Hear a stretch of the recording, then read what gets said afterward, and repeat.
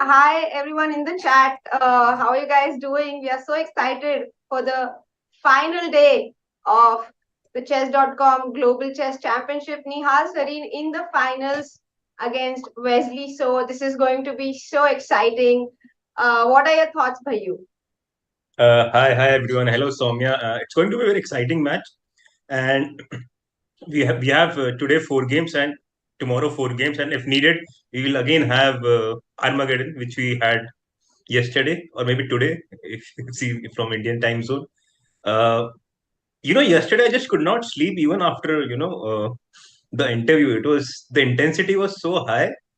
Same, Yeah, same. I was yeah, awake till 4:30 or so, so excited as if we हम ही को जीत गए हो, like बहुत अच्छा लग रहा था. मतलब जैसे हम इंडिया के लिए रूट करते हैं ना, वैसे ही जब हमारा हमारा प्लेयर जब जीतता है तो इतनी ज्यादा खुशी होती है. सेम फीलिंग आ रही yeah, yeah. थी. So finally, we'll have like in 2 days, we'll finally have a first chess.com global chess champion. That's Uh, true. Very exciting, very exciting. And let us quickly actually see some of the stats Mm-hmm. between these two.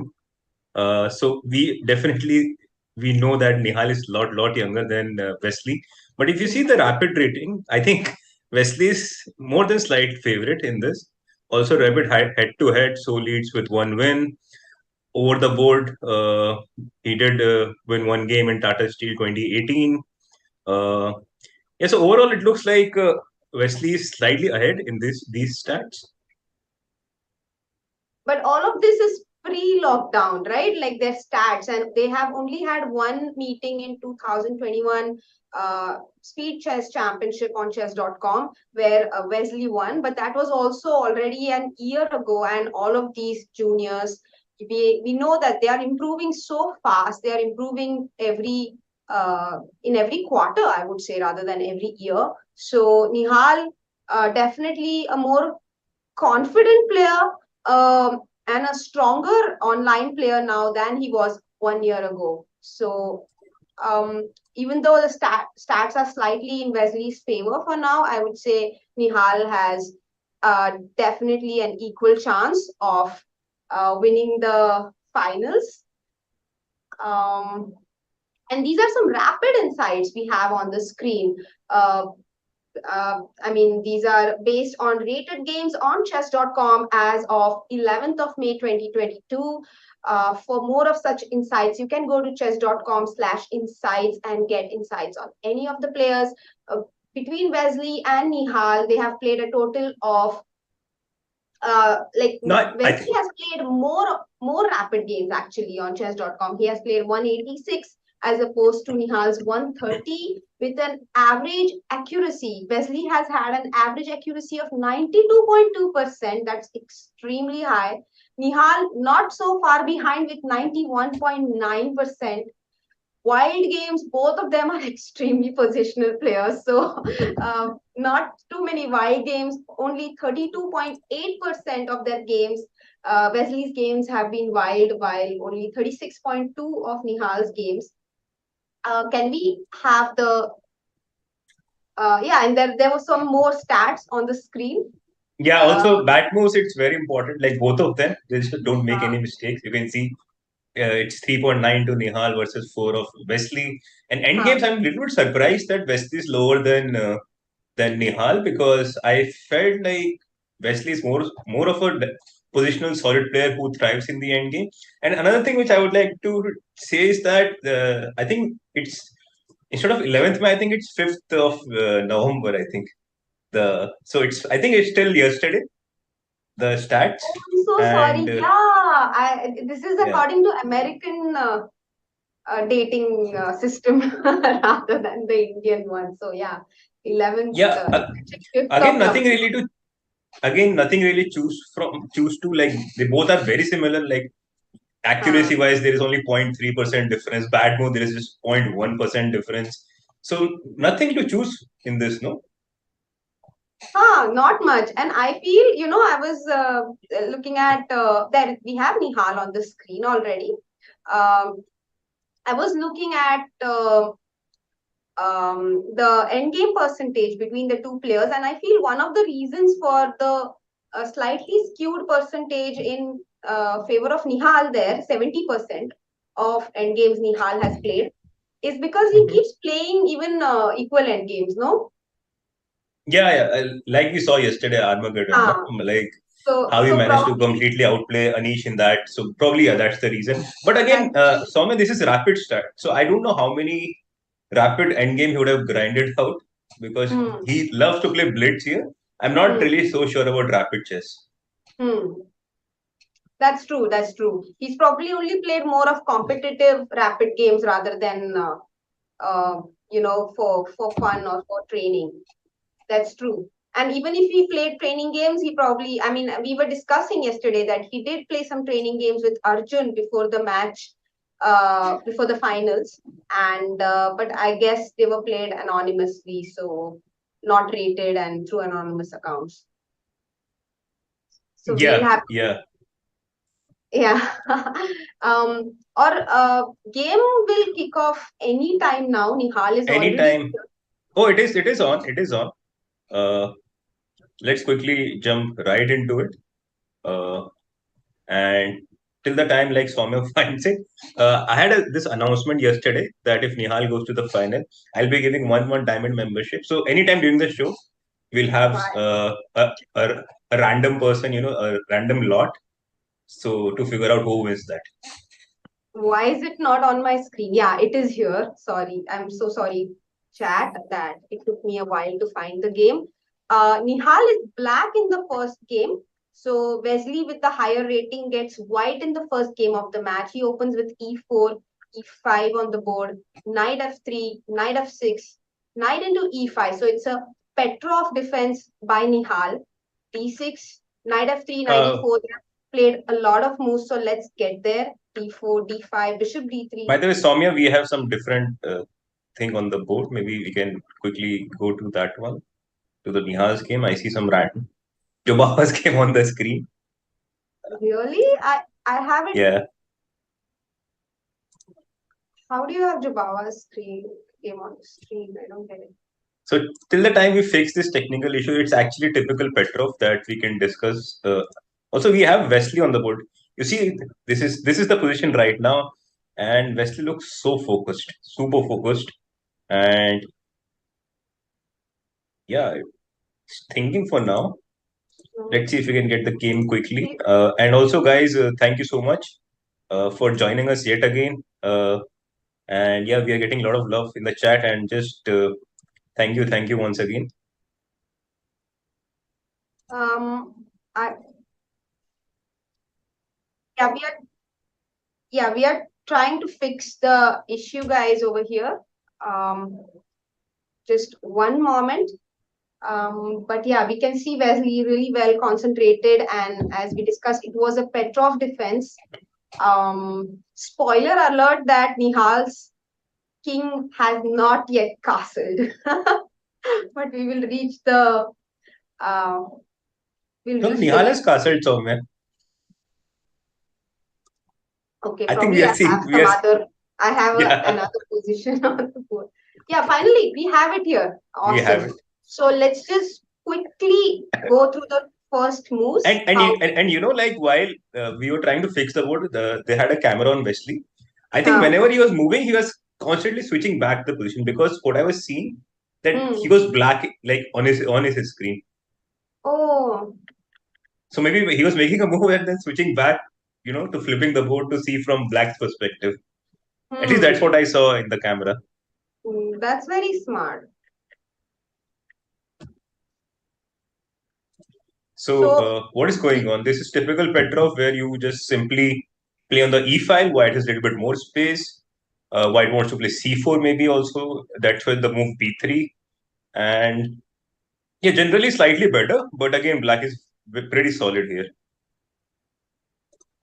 yeah, so we've reached like 15 moves into the opening. Both the guys really well prepared, and yeah, C4 is a typical idea basically to gain center control, uh, and these two pawns.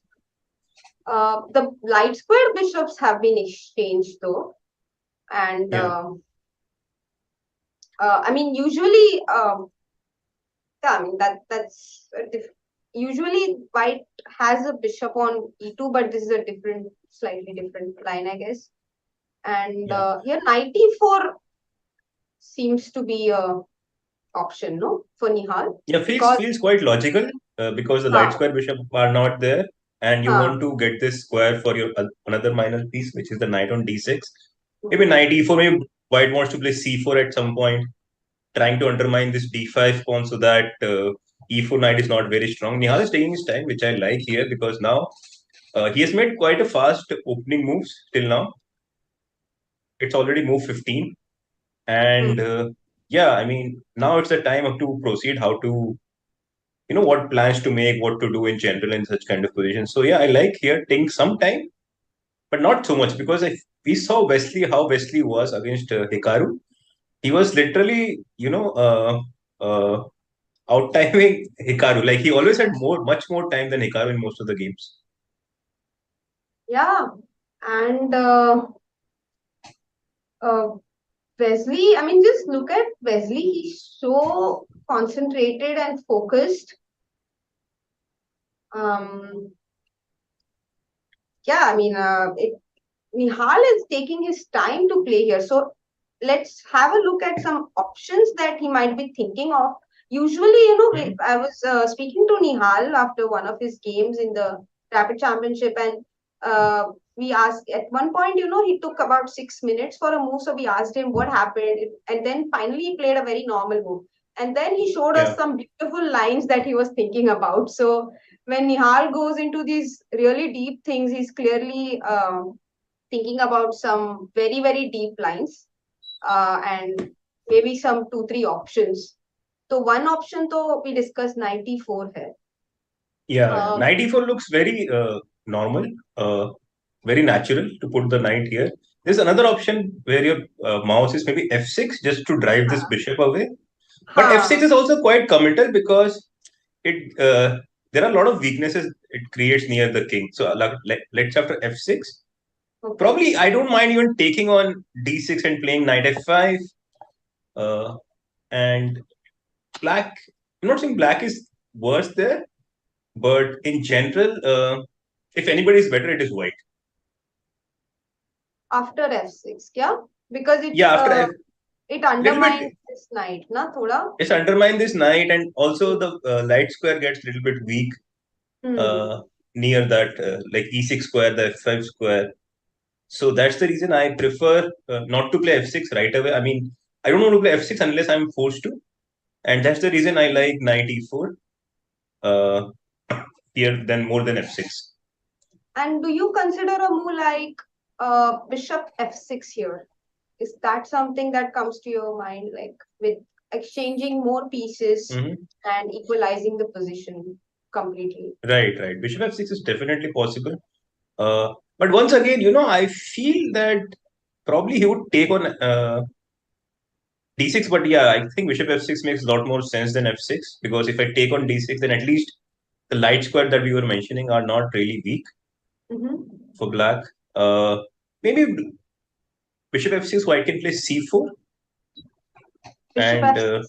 Oh, yeah. You don't need to actually take. You can ask black yeah, to take because if he takes, then you take with the pawn even, right? And you change the structure of the position. So bishop f6, c4 seems to be a very good reply for white.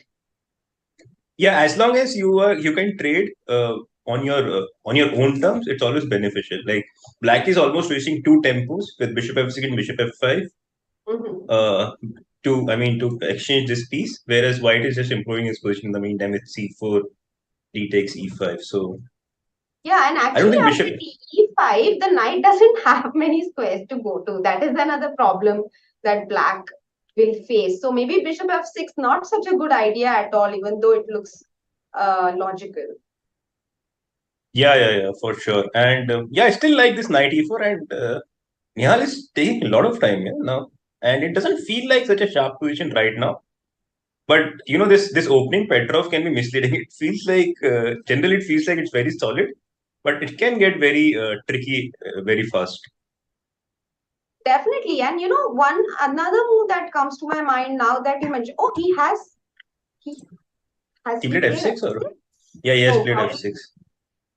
he did play F6. Oh, yeah. Hmm. So what we were discussing, he was probably considering all of these moves and then he reached this. Another move that really came to my mind, just to uh, close that topic, was to play Hmm. b5 and prevent white's idea Hmm. of playing c4. So that was also something that he might have considered, and that's the Right, reason he right. might have taken so much time to take a decision here. So Yeah, anyway, he almost fought for about 6 minutes, yeah, before making f6. huh, And the problem is f6, first of all, bishop d6, knight f5 is always in the air. But secondly, what if I just retreat my bishop, bishop g3? huh, And again, you have to make a decision. okay, yeah. So this also sort of, that's another reason which I didn't like f6 so much. But probably, what do you do after bishop g3? Do you play queen d7? Maybe? Just to Queen support this e6 knight. or even knight e4 is possible, no? And you're Knight actually e4 is possible, threatening of knight course, e4. yes. So, Yes, knight e4 uh, is definitely possible. Maybe and c4. I mean, the position is full of life.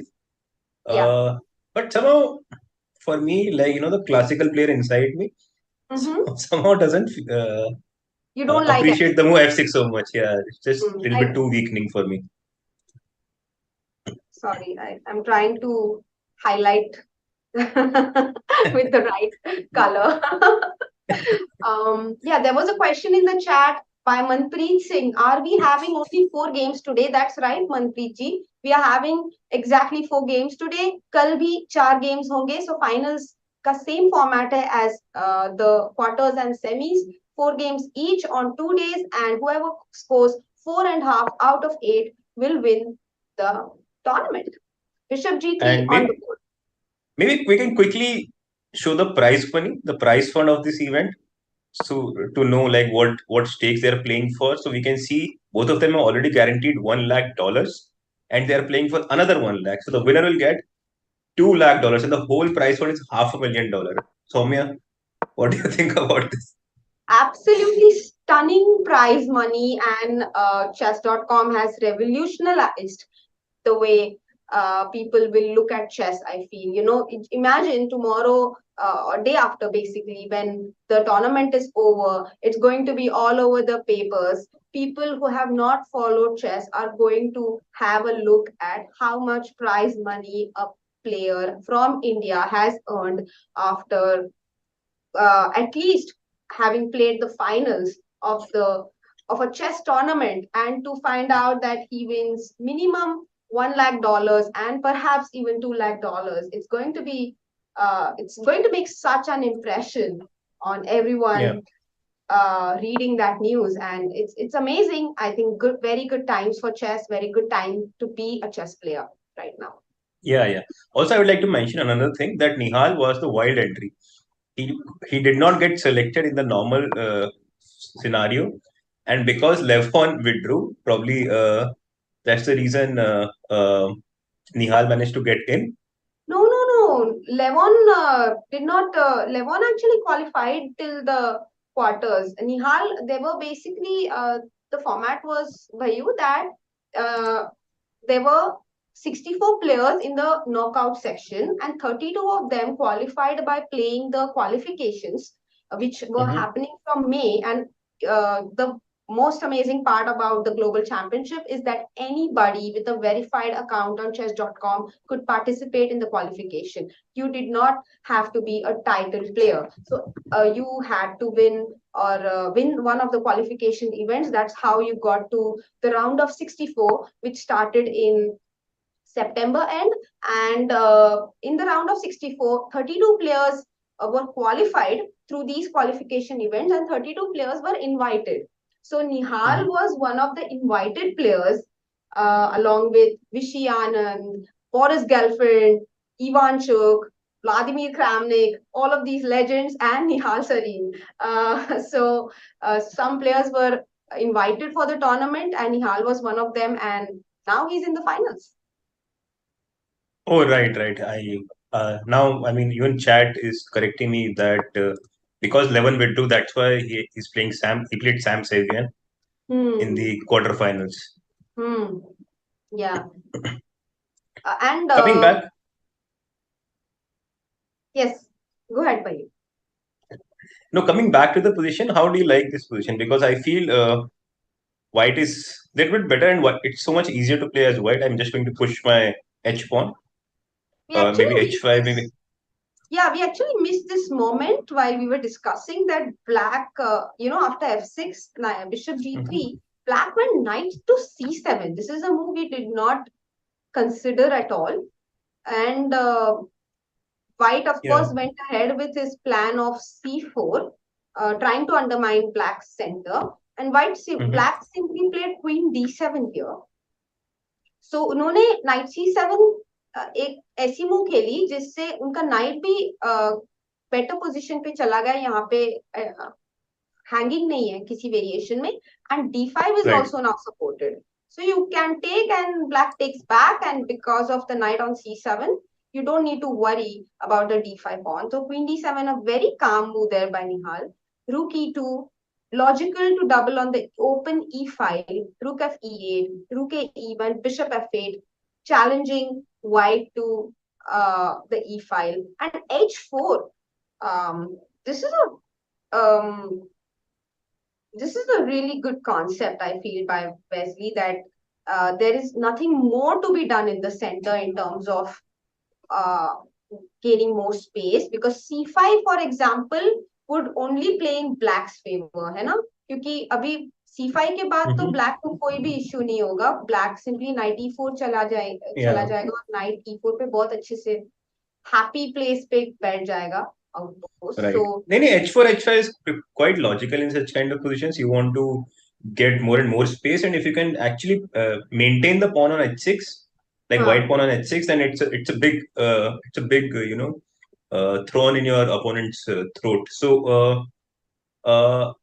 I feel I think white is still slightly better, but again black is super solid. Uh, I think the current position white has played H5. After H4, Rook D8, H5 happened, as you can see on the live board. Yes. And how do you play? Queen F7 was played, or Queen Queen F7 f7 was was played here? played. Yes. So he's allowing h6 even. He doesn't mind h6 because I think we reply with g6 and then the h pawn we take with the bishop. So that's Yeah, totally yeah, fine. yeah. Yes. So yeah, you're absolutely right. H6, G6, and then the bishop on F8 threatens the pawn on H6, and it's not very easy to defend this pawn for Hmm. white. Maybe I can still play knight G4 or bishop F4, just trying to hold on to that pawn.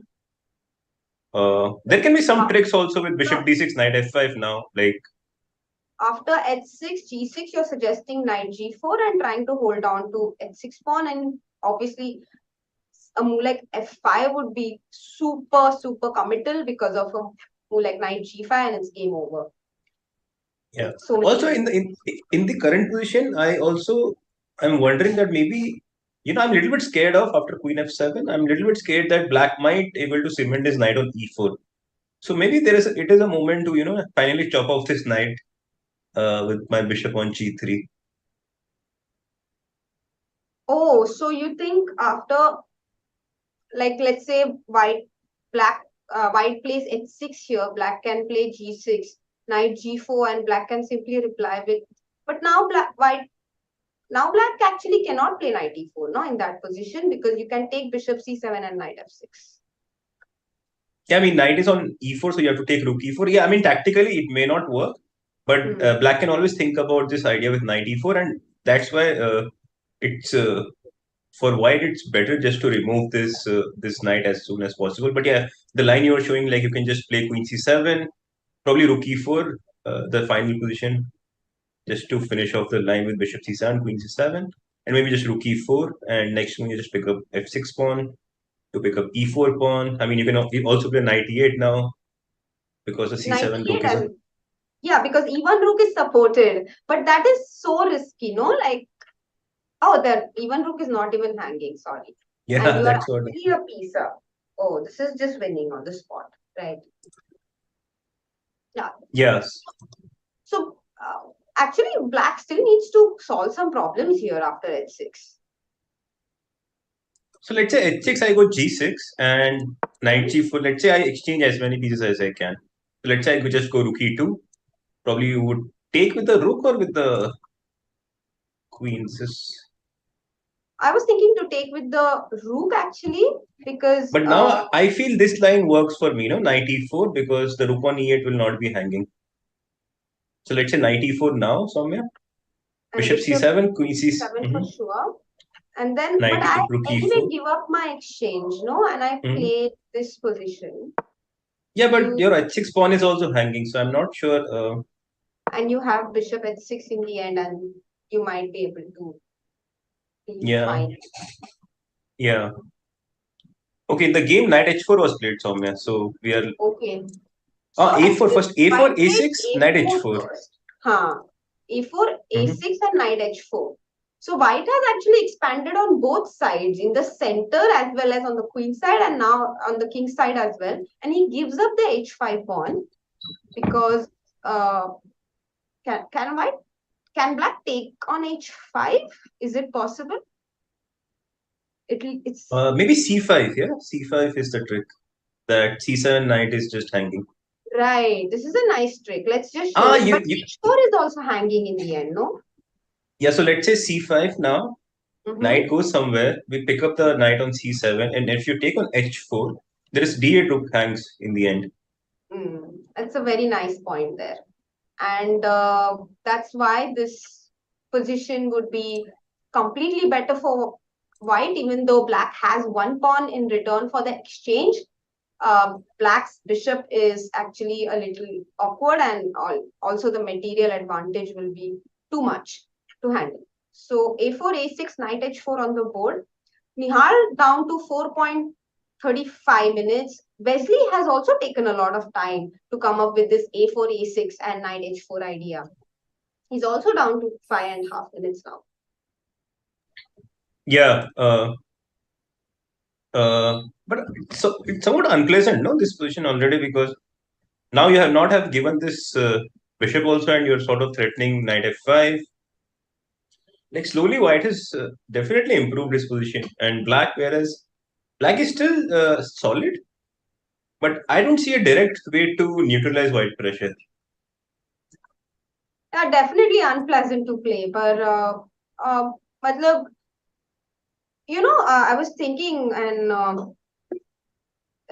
we complicate chess so much, but actually chess is only about making a move in that position, which doesn't lose, which doesn't worsen your position immediately. So if black is able to simply play a move right now, which does not worsen his position immediately, it should be fine, I guess. And Mhm. uh, that I'm just thinking if we can simply play a move like b5, for example. Yeah. So basically, what you're trying to say is like just just have to make one move, and if it's the best move, then you most probably will win if you keep on making that one correct move in each position. हाँ So मतलब b5 is definitely. मतलब बहुत deep ideas की यहाँ पे जरूरत नहीं है as long as we are able to just keep our position together है ना as black. Right, right, right. But the thing is, after b5, let's say I go c5, and I'm guessing your idea is to play. He has taken and played knight e6 on there. Oh, okay. So dc4 on the board, take, and knight e6 back. So the knight had gone to c7 to protect the d5 pawn, and now that it's gone off the board, you come back to e6. Is there a That's a trick after c5? Because if no trick, then I simply would like to drive this knight away. I don't see the trick because knight into c5 will run into pawn into c5, and there are no good knight jumps to win some material in this position. Simply go back to So my. let's say c5. If you have to go back with the knight, then maybe I can just maybe it's not very easy for me to defend both d4 and c5 pawn as well. But maybe I can just try to give it up. Maybe play something like some knight to f5. Where So do you, let's say c5. yeah, Probably you go knight c8. knight c8 is probably the only move, that's true. But now Yeah, I'm thinking and knight e5. Knight c5, knight d4, bishop c5, because the queen is pinned on the d file. So Yeah. black has some options up his sleeve. So maybe after c5, knight c8, maybe Mm. some knight f5 is a move. But actually But now, if c5 already is a huge decision, because after knight c8, one of your pawns you're going to definitely lose. So Mhm. d4 or c5. So you have to actually consider here. Yeah, c5 on the board, by the way. c5, knight c8, knight e f5, as you suggested, Bhayu. Knight e f5, 4.5 minutes for Wesley and 2.5 for Nihal. Is knight c5 possible here? Knight Probably c5, I not. was just Rook into e8, uh, right? That's the problem. Yeah. rook into e8 was the problem. Also, I didn't really figure out how black can undermine, like after knight c5, d5, rook d3, rook e8. How does he protect everything? On the back rank, this knight on c8, it probably has to go to a7 after that with No, but all then the knight pins. e7. Yeah, But then exactly, knight e7 exactly. check, king h8, rook f8, queen f8, knight g6, take, knight g6, and you take the queen. Yeah, yeah, very pretty. That's a So, very pretty line, actually. so I'm not sure what is going on, like how Nihal can come back from this. Um, do we I have mean, I can some? also play something like Queen b3 here, like as white, just to attack this knight. And this knight, once again, does not have too many square. No, but now it's black to move, no? So, Yeah, I'm just saying as white, like ah, what white is trying to do here. right. And if you cannot take in the pawn, then you're just busted. Yeah, like just compare the pieces, minor pieces. Knight on c8, bishop on f8. Literally, they are doing nothing because of this pawn on c5, which controls both the pieces. So some of the chat wanted Nihal's side, so we have it here for a couple of seconds. But I think we will flip back to Wesley because we have like on the stream we just made a decision to keep 2 games with Nihal on our side and 2 games with Wesley on our side. So that's the reason we have this setup. Now knight c5 on the board. Knight c5 on the board by Nihal with 1.26 seconds, but this is so difficult for black now. As we mentioned, white can take dc5, rook d3 and rook e8, and that position, even though black is materially up, he is going to lose a lot of it very shortly. By the way, Queen f3 was played somewhere Queen here. f3, Also make a lot of sense because where do you put your knight? but we did And not Queen even g4 is coming consider. coming. Queen g4 is coming next. All this knight h6 ideas. If you move the king, then maybe knight c6 can be an idea. Uh, Oh, that's pretty. So knight so g6, 8g, 8g, and queen h4 and queen h7 in the future. yeah. Oh, Also that's here, dangerous. let me be very Nihal's greedy. Let very me take on down. e2. Let me take on e2 here, Soumya. Just Yeah. so queen takes, a rook takes. I don't know. I wanted to just take on a4 as well and see how do you mate me. Nihal has to make a move. He has taken on e2, queen into e2 on the board. Wesley playing super fast. Nihal, 17 seconds. Can I take on a4 as yes, knight a4 on the board, queen g4. All the moves we have been expecting. Is there a defense here? King h8 will be met with knight g6. So queen d7. Queen d7, Nihal very alert to the possibility of knight g6. Now knight h6 means king h8. Um, but but what if queen d7, rook d7, and rook e8? Gh6. Okay. G6, rook f8, Yeah, check yeah, first, yeah. king g7, and rook c8.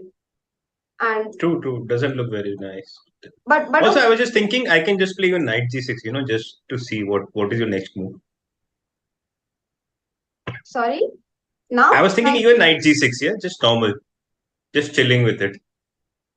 You want to play knight g6 right now? So you black Yeah, cannot take because of this checkmate idea, which cannot be prevented really. yeah. Okay, so And interesting suggestion. yeah, I Very simply don't good. see how Nihal can, because knight g6, I'm also threatening knight h6 on next move. Knight g6 was played. So my idea is to play knight h6. Let's say if you go gh6, Then I go knight e7 double check, and you cannot prevent Oh, queen g8 mate so next move. pretty. So This is so hg was pretty. played. H6 has been played, H6 and knight E7. Resourceful, but what happens for knight into E7 here? Check. Bishop e7, and probably you want to play queen h5 then, something like that. Yeah, Yeah, you can also take rook e7 and do the same thing.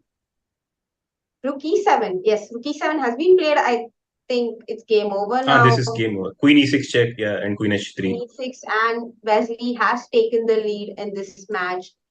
Excellent game by Wesley, even though we are all rooting for Nihal in this match for sure. But you have to give it to Wesley for playing really well right from the opening. Yeah, I mean, he had no chance. Like, Wesley just managed to crush Nihal actually in this game. If I'm being totally honest, like, Nihal had no chance. So, but we have all seen this from before, that how Nihal can come back, how Yes. he does his comeback. And as So, you mentioned yesterday, Abhijit, that Nihal has been stronger with the white pieces even in the semi-finals against Anish. So here, and you also mentioned that in the same breath that he was struggling with the black pieces in that match. So perhaps that could be also an issue in this one. We don't know. But the good part is that Nihal has white pieces in the next game, and we can hope for him to make a strong comeback. yeah, for sure. And uh, we do have video interviews of Nihal and Wesley from yesterday, which we can play it right now, because we have a break for about 30 minutes. I think next game is going to start at 11:30, so we have some time. So it's probably a good time to show those interviews. 11:20 is the next game Okay, so starts. it's a very nice idea. Before we go on the break, I want to read out on a comment by Kapil Chaudhary saying, "Well, Nihal went behind in both quarterfinals and semi-finals. He will come back here as well." Very nicely put there, Kapil. We also are rooting for the same. All about fact. Also, um, reiterating that Nihal always loses one game and does come back in the remaining games. So this is completely okay. Chad is okay with this game. Chad knows that Nihal is going to make a strong comeback. Uh, Yeah, so for yeah, sure, for sure. Like, we have been seeing this, yeah, for a fact that Nihal always struggles at the start, but somehow he picks up the pace and sort of outplays his Bajaj opponent in the later scooter half. का हाँ Bajaj scooter starting problem थोड़ा होता है but then उसके बाद बहुत मीलों तक चलता है सो निहाल के साथ भी वही है and let's go and have a look at the players interviews we'll be back very shortly. We're at the Chess.com Global Championship in Belgrade with our finalist, Grandmaster Nihal Sarin. First of all, congratulations. A very tense day. Thank you. I understand it was not your first Armageddon bid. You bid 14 minutes and 15 seconds. That tells the world that you wanted to play white. Is that right? So throughout this match, I was a bit unsure with black all the time, that it's better to have white and try something. Although I was not really happy with the opening, it just ended well. You had rook in 2 versus rook in 1. Did you feel like you had good practical chances there? Actually, no. So when it started, I went for this 5 versus 4. I thought then I had good chances, and I think I traded to this 2 versus 1 a bit too fast. Only when he played this king g6, he just allowed me to get rook f6 and king up for free, I realized, or I thought I'm winning, and only after I played f5 I was completely sure. Okay, so you know you're playing Wesley in the finals. What are your thoughts going into that match? Will be an interesting match. I just, as usual, I just hope to play my best chess and put up a good fight.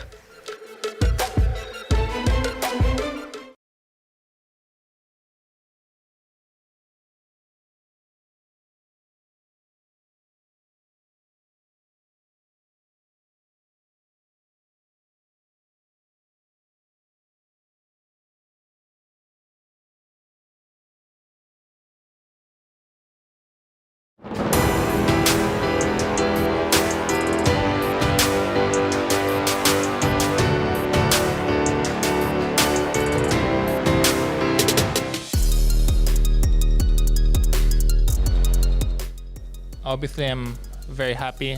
I played Hikaru many matches in my life.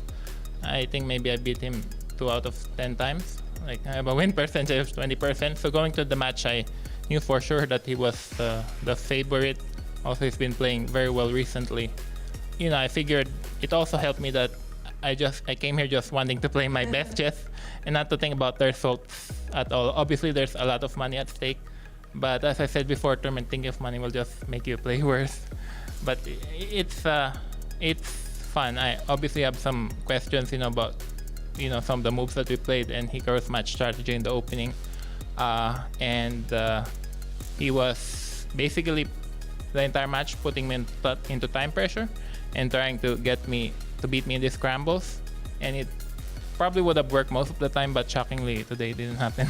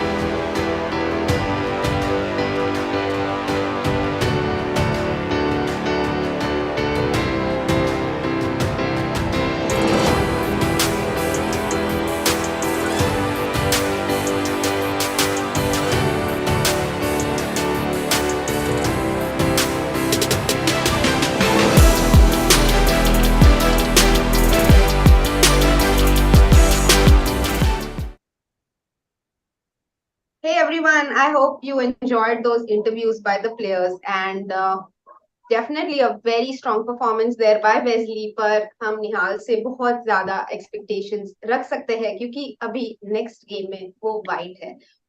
भाइयों, Abhijit, what are your predictions regarding the opening for the second game? I think it will be again some sort of d4, some d4 knight f3 stuff. But against Wesley, it also makes a lot of sense to go for some e4 lines. But because Wesley himself plays a very solid, he has a very solid repertoire, and Wesley is one guy among the top players who is extremely solid and who is extremely difficult to beat. So opening will be a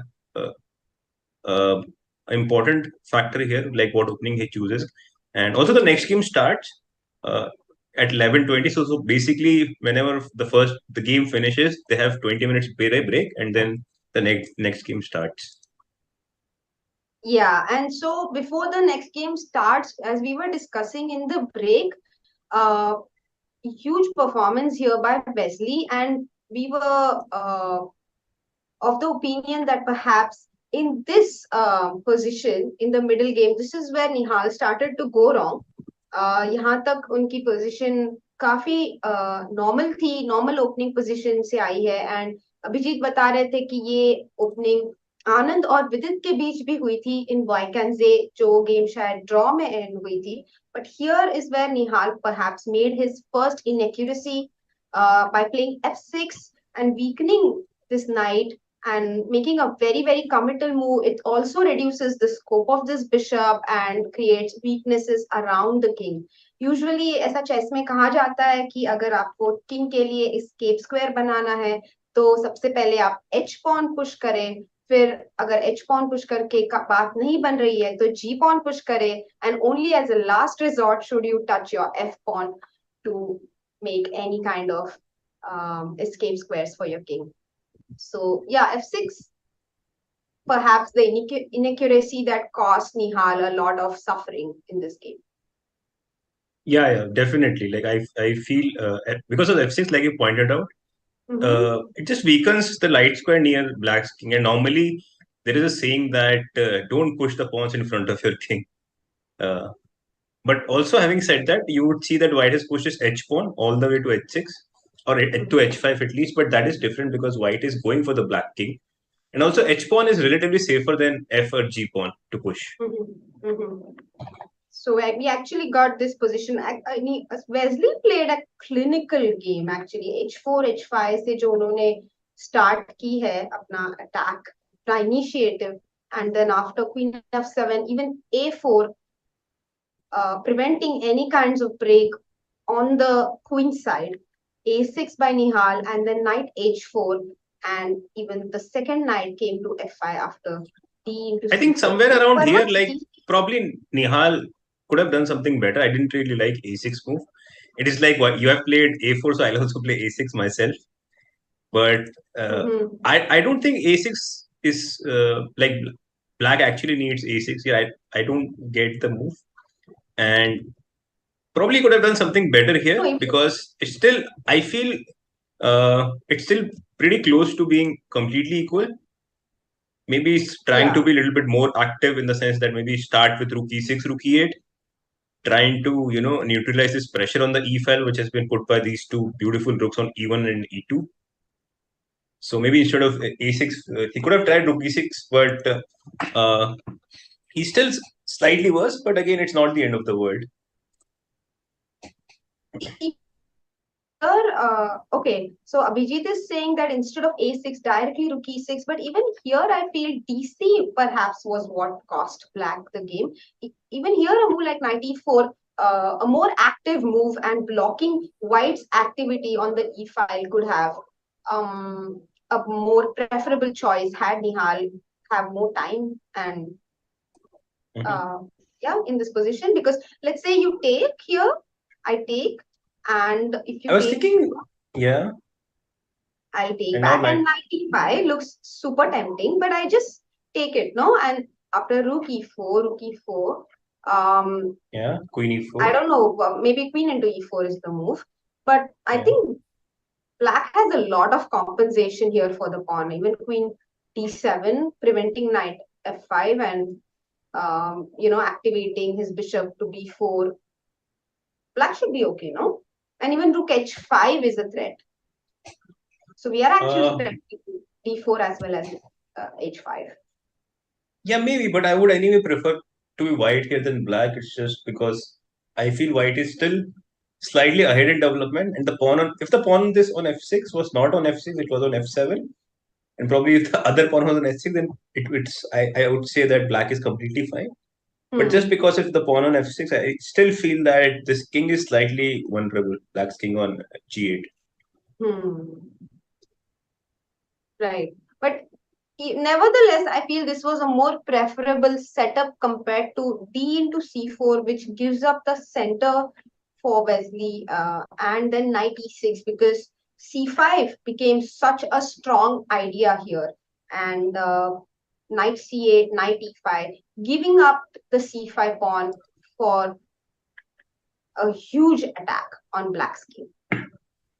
Queen f3, rook e2, queen e2, knight a4. So white does not care about his pawns at all. He is only thinking about checkmating black here after knight g6. Beautiful move, also spotted by knight g6, a g6, a g6, and now queen h5 and queen h7 is of course checkmate. So knight e7 with the idea that if white plays queen h5 here, we take on g6 and not f5 and delay the checkmate, but rook e7, game over. Yeah, it was a very well played game by Wesley, and literally like Nihal had no chance. I think all these moves, this a6, I mean, he played f6, all these moves were not really that bad, but it's just that it shows like Nihal probably didn't know this position very well, like how to actually put problems for white or how to, utilize his pressure, because the way he played it, I mean, it's very thematic from white side, like what you should do in this kind of position. Like Wesley played moves which feels very natural also, and it also looked good. And whereas for Nihal, he was a little bit struggling to find a correct plan. Definitely. So, yeah, this opening has definitely not gone Nihal's way, and I do not expect him to repeat it in game three in case Wesley decides to play e4 there once more. We can perhaps expect him to play the Royal Pairs or the Italian, depending on Wesley's choice, like he did against Anish yesterday. We can take some questions from the chat if until the games begin. We have 5 more minutes for the game to begin. तो chat अगर आप कुछ हमसे पूछना चाहेंगे तो feel free. और एक बहुत अच्छी कमेंट मैंने चैट में पढ़ी, अभी शायद थोड़ी ऊपर चले गई है, so I cannot see who made it. उन्होंने कहा अगर ब्रेक में निहाल को एक कड़क चाय मिल जाए तो बहुत बात बन जाएगी। एक बहुत अच्छी, और maybe some coconut water और Akshaya Kalpa milk would do the trick. Maybe that masala chai with Akshay Kalpa milk. Masala chai with Akshay Kalpa milk, yeah. So it would be a very nice option. Also, another thing which I would like to point from the last game, normally you associate Wesley to be very solid player. But that's why like I see that all these top players, they don't have one-dimensional chess. They are sort of all-round. They can probably play all sort of positions. And we saw in this first game, like Wesley just demolished Nihal. Like it was not solid game. It was till certain point, but when he needed to switch gears, he did excellently. Yeah, that's true. There's a question about the opening of the next round. What do you think? Is it going to be a Catalan against Wesley or the King's Indian attack? What do you think? These are the setups that Nihal will go for. The question has been asked by Samarth Gandhi. What are your opinions? I don't know whether Catalan is such a good opening against Wesley. I think he needs to get some sharp position where they have all the pieces on the board, and this is how Nihal also bet Anish when he had like all the pieces on the board, and slowly putting up the pressure here and there, and then later his opponent was crumbling.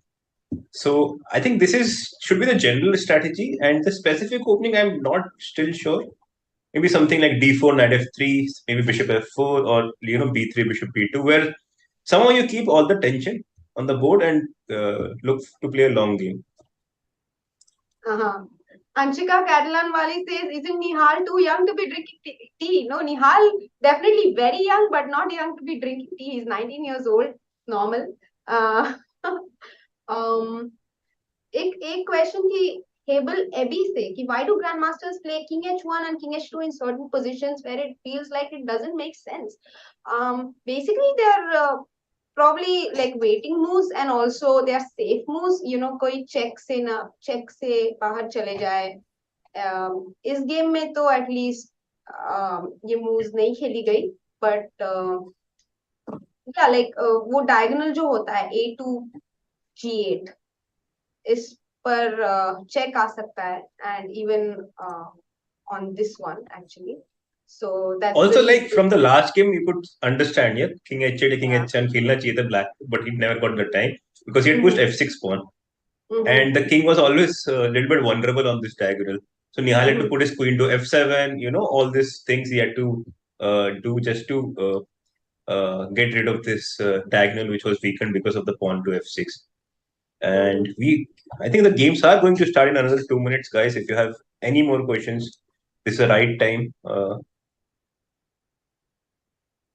Sriram Chakradev asks, how tough is it to prepare against Nihal? Nihal almost plays all of the openings. But you must be able to answer this better. I played him I have actually played him twice, but the first time I played him, he was much younger. He was 11 years old. So let's not count that. But I played him last year. And yeah, I mean, the thing is that I was white, so probably it was a little better, little easier for me to prepare, because as white you get to decide the first move and also a little bit about the direction of the game. And nowadays I feel everybody is playing everything, you know. I mean, not just Yeah. Nihal. Also, there is a saying, no, like if you're jack of all trade, that means you don't specialize in one thing. So there was this hmm, old saying in chess as well that अगर आप सब कुछ खेलते हो तो मतलब वो कुछ नहीं आता, तभी आप सब कुछ खेलते पर आजकल हो। सब But सब कुछ खेलते हैं और उनको बहुत कुछ आता है। नहीं, आजकल for sure. थोड़ा चेंज हो गया है। I was coming to it. I was हाँ, coming to it. हाँ, So generally, how do you prepare against a player like this? Is basically you try to anticipate that against a particular person, how uh, Nihal or anybody, who has like हाँ, unconventional or a very huge repertoire, hmm, just see their approach, that what do they do. So basically, if he's playing a stronger player, how does he play? What kind of positions he wants to play? So accordingly, you prepare and try to anticipate. And but one thing for certain, you have to be uh, yourself. You have to be quite a strong theoretician just to compete with them. and you also have to be ready to get hit, you know. You need to be ready to face any kind of surprises over the board, any kind of new ideas over the board. You have to be mentally prepared for that as a chess player. नहीं तो बहुत difficult हो जाता है competitive खेलना, because uh, obviously आप घर से बहुत कुछ प्लान करके जा सकते हो, पर बोर्ड पे कुछ बहुत नया हो सकता है। आपका ओपोनेंट भी वही सोच रहा है जो आप सोच रहे हो, he is also trying to out prepare you, right? तो Right. ऐसा बहुत कम बार होता है कि आप घर से जो सोच के गए हो एग्जैक्टली वही पोजीशन आपकी बोर्ड पे आई है। Most of the time you have to be resourceful and rely on your home preparation, and not by home preparation I don't mean जो गेम से पहले देखा है, पर जो घर पर आप सालों से मेहनत करते आए हो, and your chess skills, overall chess skills. Yeah, for sure, for sure. Again, like when you see it, like they play a lot of opening, doesn't mean that game se pehle they've start to learn that. Of course, they've been doing these lines for a very long time. So it is very important to if you're a professional, or if you want to take this seriously, it's better to also work before the tournament rather than only during the tournament. Yeah, definitely. Um, the game hasn't started yet, so we have some more time. Rinzin Dorji asks, what is the certain difference between modern chess and dynamic chess? I don't think there's any difference. Both are the same. Maybe you mean to ask what is the difference between modern chess and classical chess? I still don't think that much, but आजकल everyone's defensive skills have improved drastically, let's say compared to 30-40 years ago, and that's thanks to the fact that we have more information now, and we have engines, access to computers, so which show us how to handle any position. And the game is about to begin. Clock has started. Nihal opens the game with 1d4. So we can expect a London, we can expect Ragozin. Let's see what Nihal goes for. C4 on Maybe the bishop board. f4 again, Bishop or do you f4. think it's Wonderful. Yeah, wonderful opening choice by Nihal against Anish yesterday, a game he will be very proud of for years to come. But he goes for knight f3 here, d5. What do you think? G3 maybe, huh? Taking inspiration from his coach, Srinath. G3, he goes for the Catalan, C5, and actually Srinath recommends DC5 here in his course, but Nihal goes for short castle. Okay Mhm. then. Yeah, very Knight. important line in Catalan. This is one of the most popular line. Vishy Anand has been playing this line forever as black pieces. This is one of his main setups. And White has many ideas. White can play DC5 and try to exchange the queen and then play a solid position, solid and safe position. But also, like you pointed out, Queen A4 is a move, Knight E5 is a move, probably even Knight A3 with a similar concept of knight c4, giving up this d4 pawn, but in the end getting this e5 square bit after bishop f4.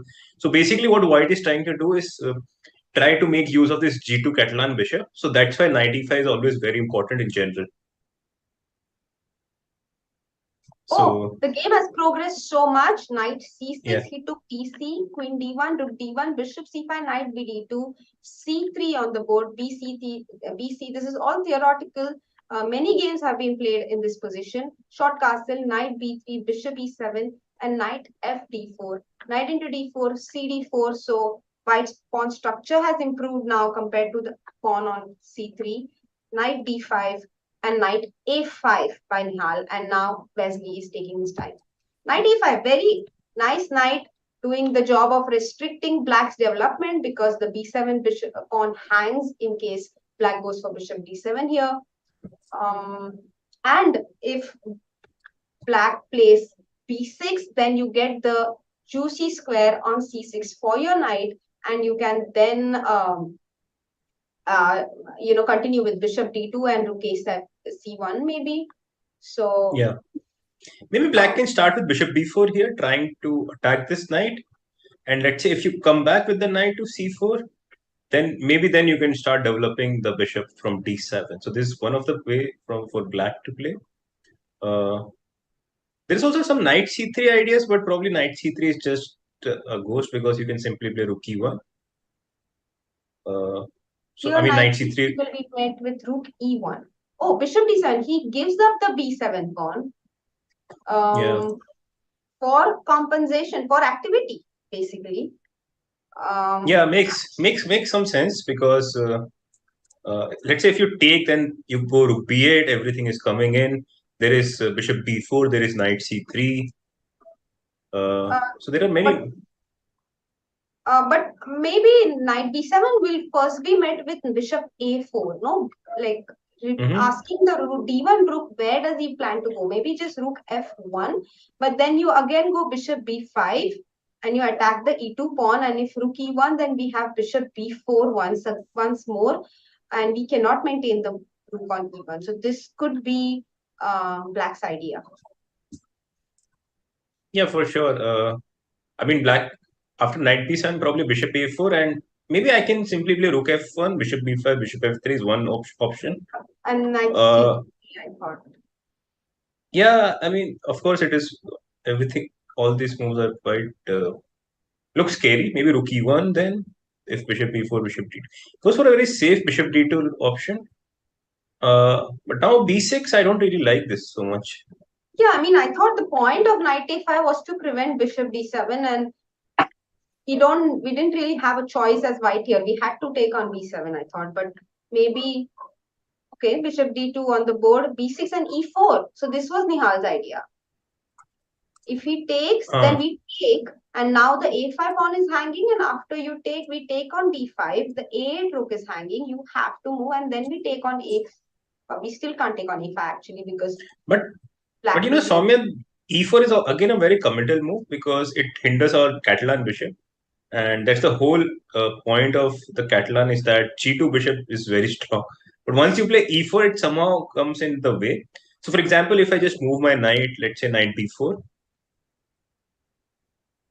Okay, so e4, knight b4 you want to go, right? Yeah. Knight b4, and probably you have to play knight d3 here after that. Because there is some knight c2 ideas also sometimes. Yeah, because we want to keep the d4 pawn protected. But the problem with knight b3 is that once my pawn is on b6, it sort of restricts your knight on b3. So I'm not entirely sure that if white is better at all, or maybe I feel maybe black is a little bit better already. So knight b4 on the board, and we will see that position. And after knight b3, black could also play a move like a5 with the idea to play a4 and asking this b3 knight, where does he plan to go? Yeah, I mean, I don't really know where can he go. Like, I somehow feel knight b3 has to be played. Maybe he's thinking that maybe if he should give up this bishop with bishop b4 and try to salvage what is left in this position, because even after knight b3, after a5, I don't really see how you can untangle yourself. a4 is a big threat. If you try to drive my knight after a3, I can play knight c2, attacking the rook on a1 and attacking the pawn on a3. So yeah, knight b3, a5 looks like a quite a tricky move to face as white. And in general, you don't want to play a4 because it just weakens the pawn on a4. Right, I b3 don't know, on the. Soumya, it doesn't look good to me, the position for white. Yeah, it is, but it's probably under control. Let's say even rook a c8. I mean, you think black is better here, or is it equal? What would be your evaluation? I think black is for sure. Black is slightly better for sure. There is no doubt about it in my mind that Mhm. if anybody has to equalize, it has to be white. Because if you see the knight on b4, you cannot really drive it back. a3 always is met by knight c2. That's why I wanted to play a5 here, threatening a4, driving this knight all the way to c1. Then maybe thinking about knight c2 ideas, maybe pushing the pawn all the way to a3. Rook is coming in from c8 and c2. Mhm. Unless there is something direct for white, I don't see how Nihal will survive this in the longer run. It is difficult, but I agree with you. The more we look at the position, the more weaknesses we see in white's position, while black honestly does not have anything to worry about. This is another problem sometimes, like only our opponent is attacking us and we don't have anything to counter attack him with. And that can be a serious issue in chess. Yeah. By the Also, like way, in this. Mhm. Yeah, go on. yeah, by the way, here I was wondering if black plays rook a c8, can we now play a3? Because if black plays knight c2, we play rook a2. We do have the live board, right? So maybe I can make moves. Rook a c8, a3, knight c2. My idea was that Mhm. after the rook has moved, we have rook a2. But But now there is the also knight on bishop c2 is a4. supported. This is the problem. Because I was thinking if black plays knight into a3, we have rook a1 here. Again, knight c2 is possible because the rook on c8 supports the c2 knight. Yeah, this tactic does not work. So even rook a c8 actually is a very decent move in this Yeah, position. I'm totally in sync with you here that rook c8, rook c2 is coming. Also, rook c8, just bishop a4, yeah, just to uh, pin everything. And it's somehow very difficult to untangle as white here. But Why Wesley is taking so? his time. Wesley is taking his time. I don't know. I mean, because black has a couple of tempting options, like rook c8 is very tempting, a5 is very tempting. Also, now bishop a4, since I mentioned it right now, it feels like a move, It's not very easy for white to defend after that. This a2 pawn, like after bishop a4. He has gone rook c8 somewhere. Oh, you're threatening knight a2 after bishop a4. Yeah, rook a c8, a very, very solid and reliable move in this position. You're developing the rook, you're taking it out of this diagonal. Any kind of tactics will be impossible in the future. Rook a c8, developing the rook to an open file and supporting the knight in the future once you go to c2 for any reason at all. And actually, white's unfortunate problem is that the a2 pawn is very weak, even though right now it's defended with the rook. In the future, like it's going to be of concern. Yeah, yeah. Also, I mean, we are only showing ideas from black side. It's a little bit unfair because we should show something with white, but the position looks so bad right now, to at least for my eyes, that I don't see any plans for it.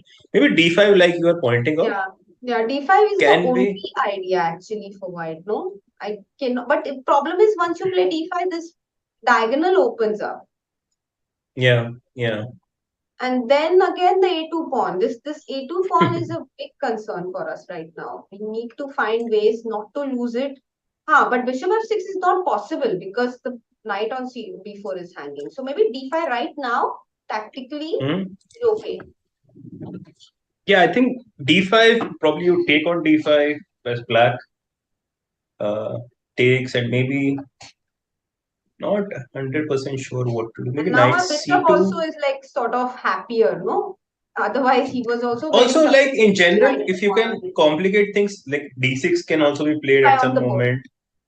d5 on the Yeah, board. Yeah, I it think was literally the only idea, I guess, on the. yeah, I like d5. I like what Nihal has done. Hmm. So I think you would take, yeah, here you would want to take Yeah. this ed5, and then probably have a think how to.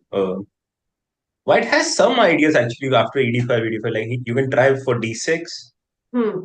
You can try and jump this knight to d4, and maybe you can play knight c6 and get rid of some pieces and try to hold on to the pawn down endgame, which is Yes. difficult, but it's possible still. Yeah, definitely. And you need to create breathing space for yourself, right? You cannot just keep getting suffocated in the second and third ranks. You need to open up your position a little bit. So knight d4, also making contingency plans against a5 and a4. So yeah, definitely. d5, good move there. Um, Utkarsh Mathur asks, why not bishop takes the knight? So this is another problem, that once we give up this bishop, black will have a pair of bishops. It's a very open position, and usually pair of bishops work really well in open position. So even if the material is equal, white will suffer in case he gives up the pair of bishops to black. So knight c2 on the board, rook a c1 likely to be met with bishop a3. So rook b1, the only move, has been played by Nihal very quickly. Mhm. Rook a b1, and Yeah, now probably what? now something like ed bishop d6. Just try to block this Or pawn even on bishop d5. 5, no? Even bishop f5. Yeah, bishop Maybe f5. Then I thought bishop f4, then d6. I might get some counterplay, although I'm not sure whether it works tactically because I see okay. everything is hanging for white. Mhm. Like knight can jump here and there and try to attack my rook on b1 after that. But But where is the personally, question? It's not yeah, really, yeah, yeah, bishop d6 is a more solid human way move, to play. keeping Yeah, everything together. Yeah, definitely. and would you consider bishop f4 here, Soumya, just to get rid of this beautiful piece on d6 and also trying to create some breathing room for my pieces? It looks ugly, of course. Bishop f4, you're I don't shattering want your to. structure. Yeah, I mean, even I I don't. don't want to, but I what else can you do? But knight on b3 is not coming out. What Bishop on else? g2 is not. Yeah, bishop on g2 is not really doing anything. No, I like bishop e4. I like bishop Mhm. e4 and f3, Yeah, bishop e4, rook e8. f3. I mean, yes, I I know understand, but it's not natural to play like this, but now the position has, it demands us to take some drastic measures without worsening our position. So I think this is acceptable. so according to you, if let's say if Nihal makes a draw, this will be a good result for him. He's played bishop e4. Yeah, I think that's a fantastic result in this game. A draw would be a fantastic result in this game because considering the opening has not gone Nihal's way, Wesley is Yeah, the one playing for a win in this game right now, at this yeah. moment. At this moment. Rook e8, bishop d3 has happened. I think I like this bishop d3 more than f3. Not because I in the last game, I was concerned the about this problem. but Oh, bishop then you g4 play this. probably. Mhm. हाँ, ठीक Yeah, है. I get it. I get your because point. in the last game also, like because Nihal had played f6, Mm-hmm. everything got loose in his position. So I like bishop d3 more. Uh, yeah, I think now you want to play rook c1 next.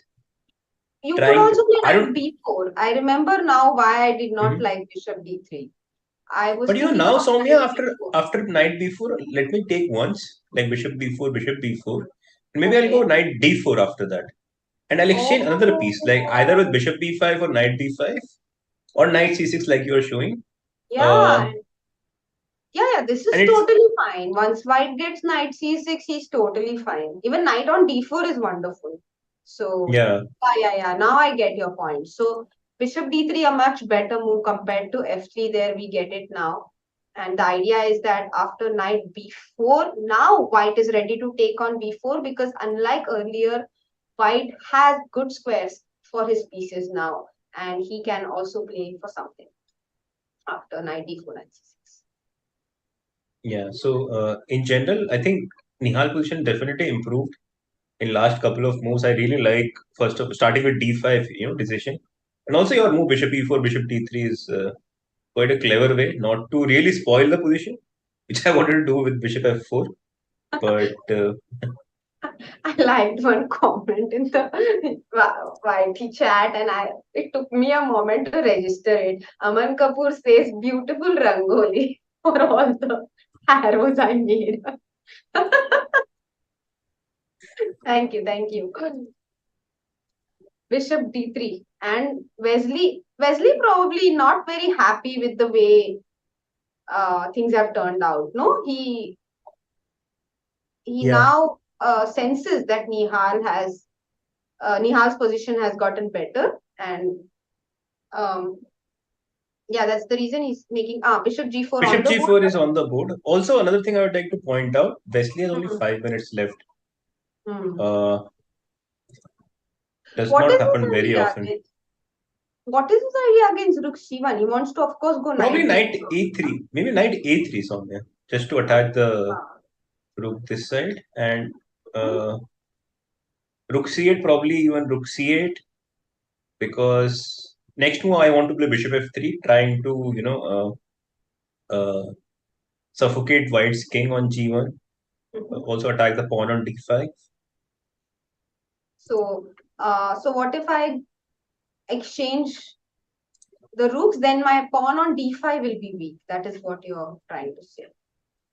This position. It feels like it. Hmm. Although, I mean, it's very scary to just take bishop a3. Hmm. Like, it could be just lost also, or it could be draw also, but it's very close. Yeah, because black has a pair of bishops, and black is definitely not worse here. Only white. They drew. What? Rook d7 draw by agreement. Nihal Sarin offered a draw and Wesley accepted. So there, the game has been drawn, Okay. and I think it's a good result for Nihal after Yeah, yeah, the for sure. opening in slightly slightly worse opening for Nihal. I think, I think I'm sure that he's not going to repeat the Petrov in game 3, and we can expect a Spanish or an Italian in the third I'm game. also pretty sure that he will not repeat Catalan also, Huh. Nihal. So Yeah, uh, it is a tough. It was a tough game, but probably a decent result considering the opening position he had. And if yeah. you see, both in the first two games, he was really struggling out of the opening. And it is a little bit strange for me that Wesley agreed to a draw because he has no risk in this position.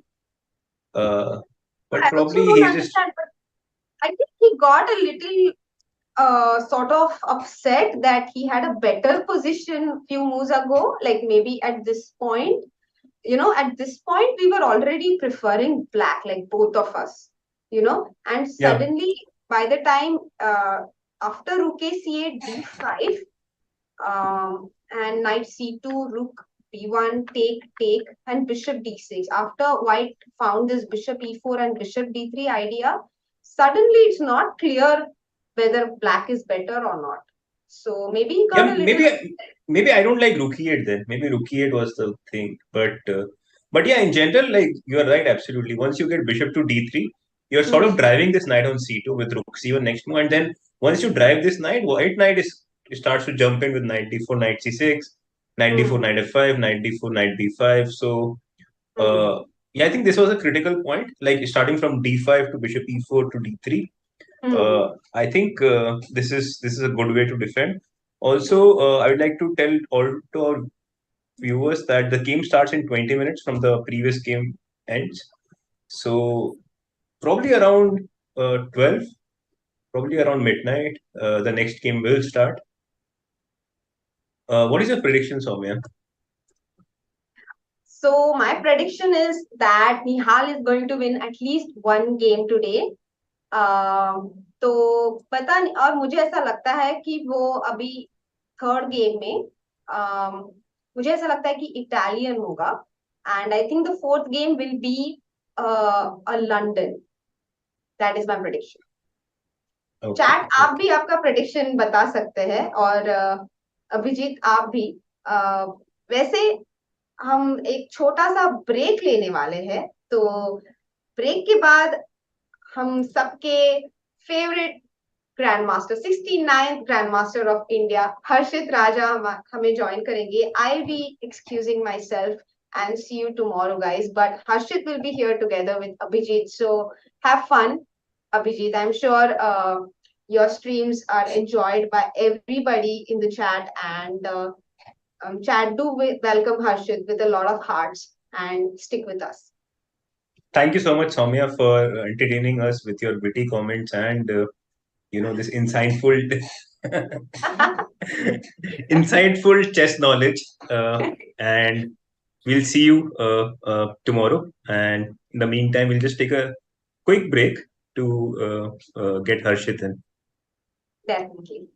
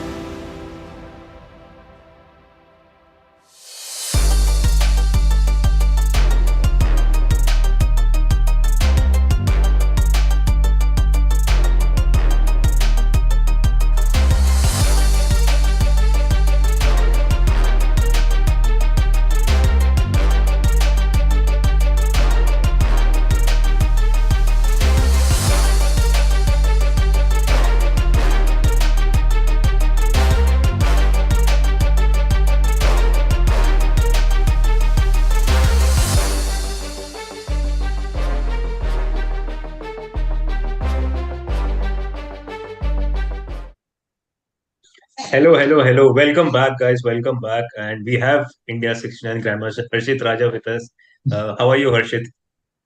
Hi Abhijit, it's good to be back for the finals of the Nihal versus So match, and it seems like we are seeing a recurrent thing here. Nihal always going down in the first game, again trailing by 1 point.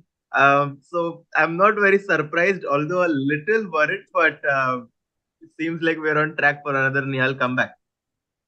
Yeah, for sure. But this time he didn't actually bounce back immediately on the next game. And if you would see the pattern, the opening pattern in both the games, he was actually struggling.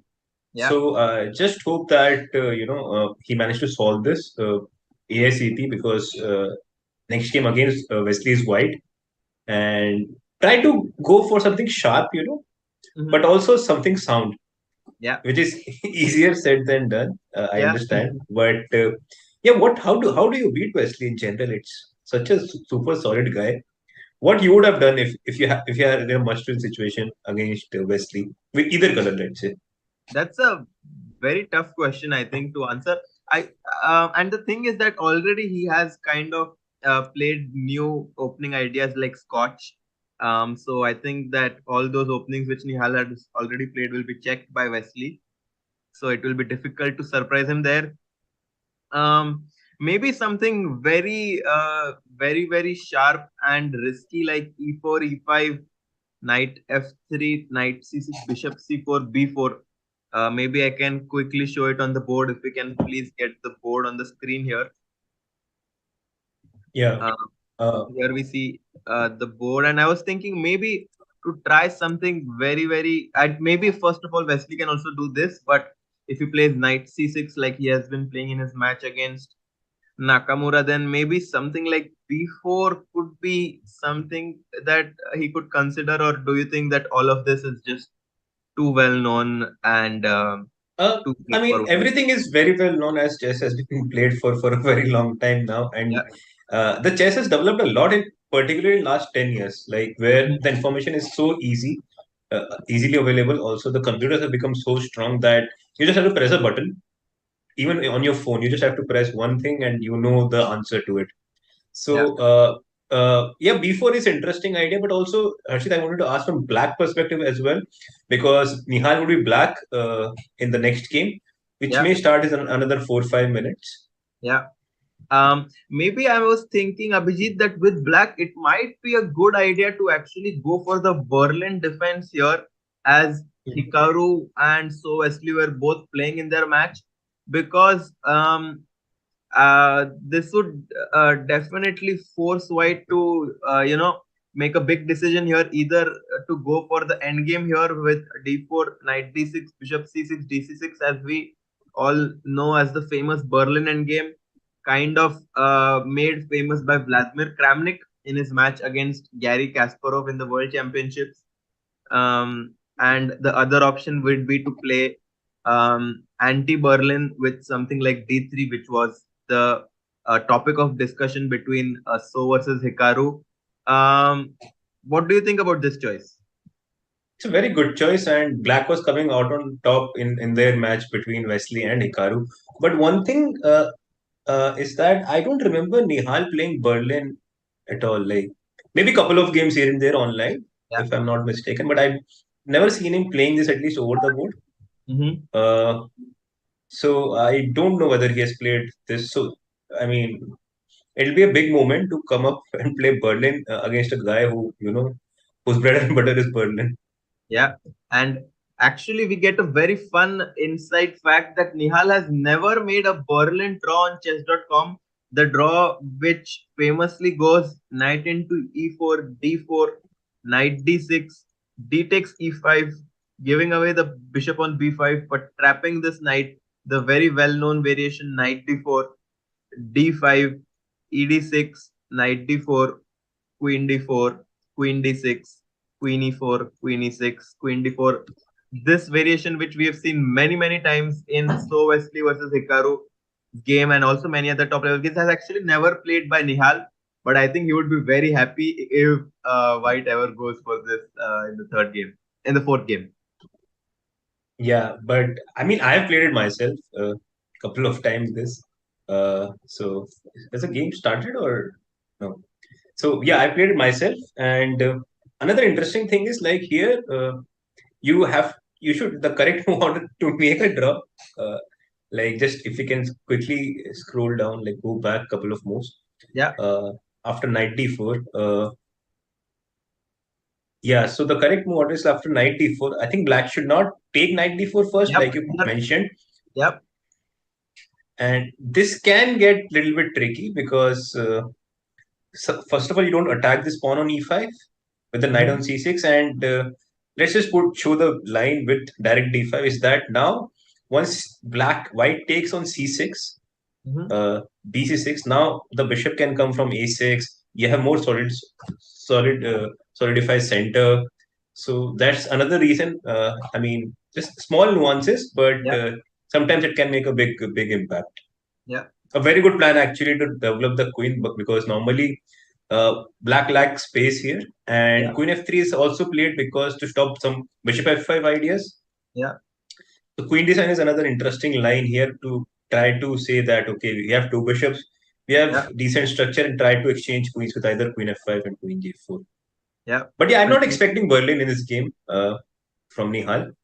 I would not be surprised too, because So Wesley just has so much experience in these lines, knows all the nuances. That being said, it's a very difficult choice for Nihal. I have a small feeling that he might go for the Karo Khan, Abhijit. What do you think about that choice? Not sure. I think it will be some e4 e5, but I don't know which one though. Because he also played e4 e5 in the first game against Anish, if I remember correctly. But he got blown off in that game. No, it was Sicilian. Sorry, it was Sicilian, not e4 e5. Just waiting for the games to begin any moment here. Nihal Sarin going to be playing with the black pieces here. So Wesley definitely would be trying to extend that lead, and Nihal trying to get back into the match here as Wesley So leads 1.5 to half. 4.5 is the magical score. The person who gets 4.5 wins the Global Chess Championship and $200,000. Yeah, I mean, this is the first Chess.com Global Chess Championship he'll be. And big prize fund, big event. I mean, just congratulations to the organizer, to the sponsors, and before the game starts, guys, if you have any questions, in the chat, please go right ahead because the game might start any moment now. And we so our producer has a question. Probably Harshit, you can take it first. Yeah. Yes. What openings? Yeah. What openings would you choose in this situation? You're black. You're trailing by a point. I actually think that Karo Khan might be an interesting choice, especially if White will also try to create a game. I think that opening will give a lot of dynamic chances here for the black side. I was thinking one of the first c-pawn move, either e4 c6 or e4 c5, try to take the game into a slightly more dynamical shape here, because e4, I think that Wesley So is just extremely well prepared and I mean, he just has too much experience in e4 e5. So I think that something like e4 c6 c5 would be a good choice. What about you, Abhijit? I think I would still try to take it easy right now with black pieces because the match is still very long. I would not try to go all in right now. E4 c6 looks decent. E4 e5. I mean, I would try to play one of my best openings, but also some solid opening.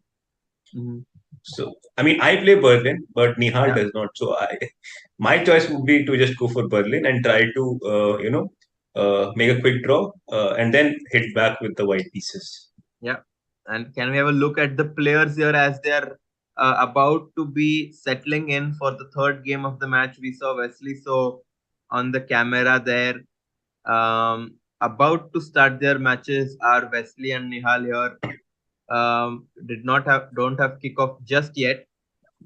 But yeah, I think that Wesley So will definitely be sticking with his one e4 choice, as we saw in all of the other games of his against Hikaru Nakamura.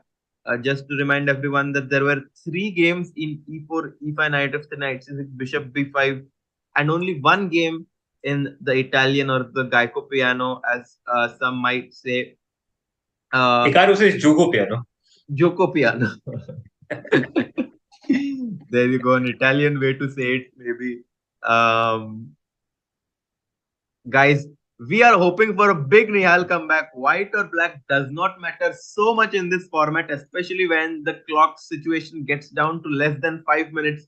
We are just trying to discuss the general opening ideas which Nihal could play. And here we see Wesley So looks extremely focused, sharp, wearing a nice blazer there, looking forward to trying to clinch this match. Yeah, yeah. I mean, looks very focused. It is. I mean, this is probably the most crucial game. Do you Yeah. think Wesley, at some level, will be also happy to make a draw, like just to solidify his lead and not to get this match out of control?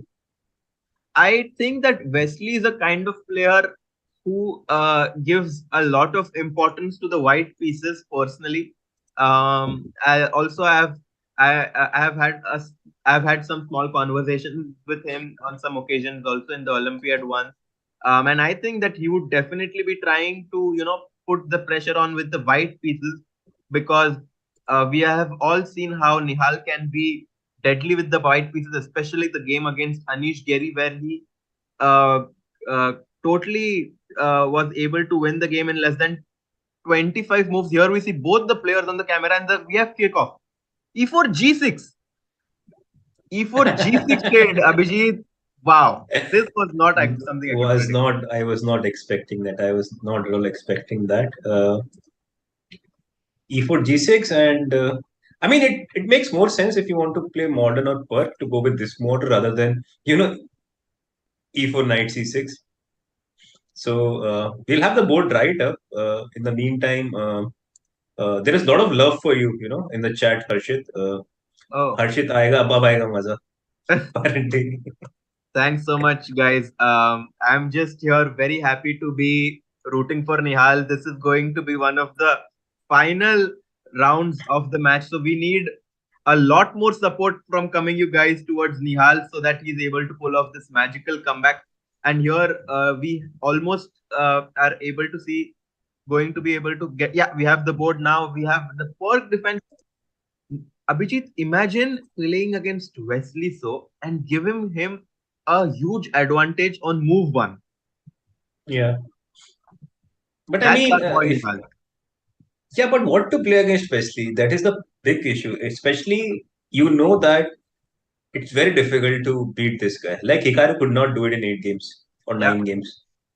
So I mean, another opponent which is like, I remember once Magnus was playing against Wesley a match and he looked depressed, like when Yeah. somebody asked him, like, what's wrong? He was like, did you see the pairing for tomorrow? Yeah. And he was going to play against Wesley. So yeah, I mean, he has this image where it is impossible to beat, and not only image, but his games as well. I mean, he can play very sharp, like we saw at the end of the first game, but he can also, bore you to death. Yeah. And Abhijit, I was thinking that, it might be a good idea to play something solid. Try not to let the match go out of the hand yet, with trying with almost being 2 matches down on the clock. Would be very difficult to make a comeback against someone like Slow. But he chose this very risky line, trying to complicate the things. But look at his clock here. Pre-moving everything, yeah.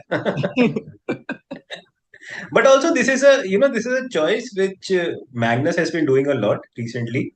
Yeah. Magnus won a very nice game against Arjun Erigesi, another very talented youngster from India who recently won a death match against Gukesh.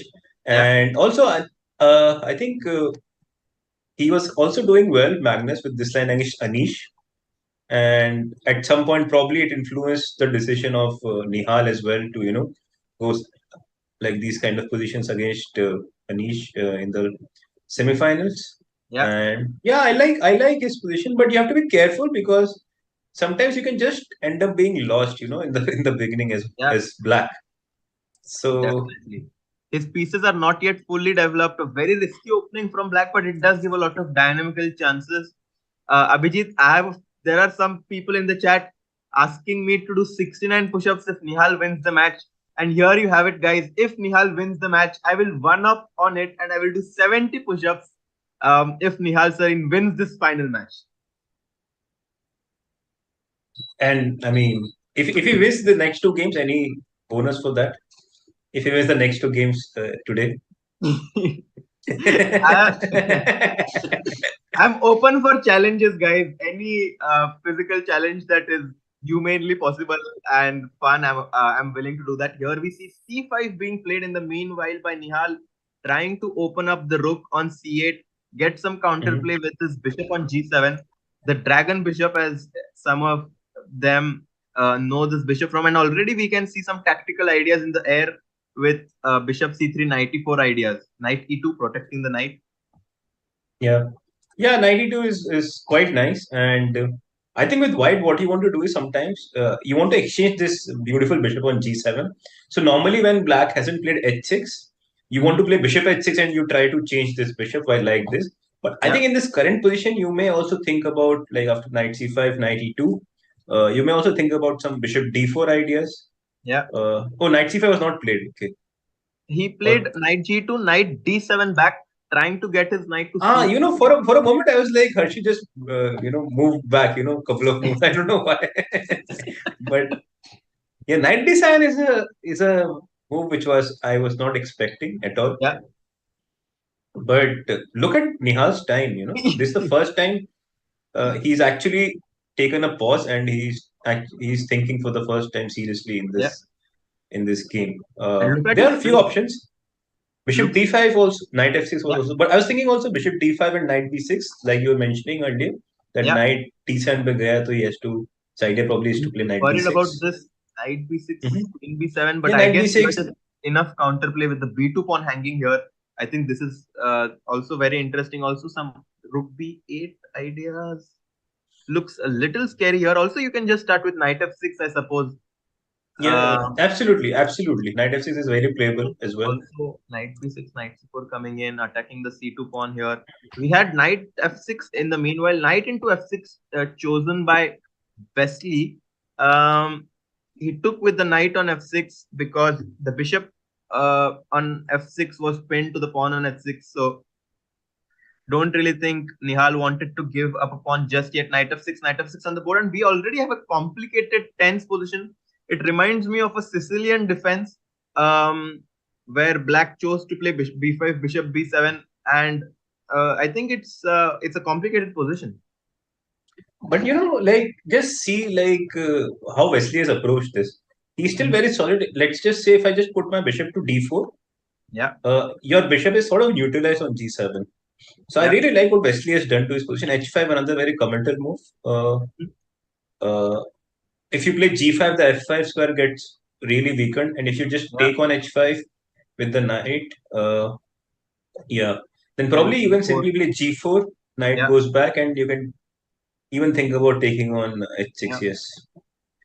But here there are some tactics with knight e4, bishop e4. Yeah, I was actually also thinking the same, to be honest with you. Abhijit, bishop e4, f takes e4, knight takes e4, but I was thinking the other way around, Arshit, like knight e4 and then bishop e4. Yeah, actually, so that you attack. Yeah, very nice point here.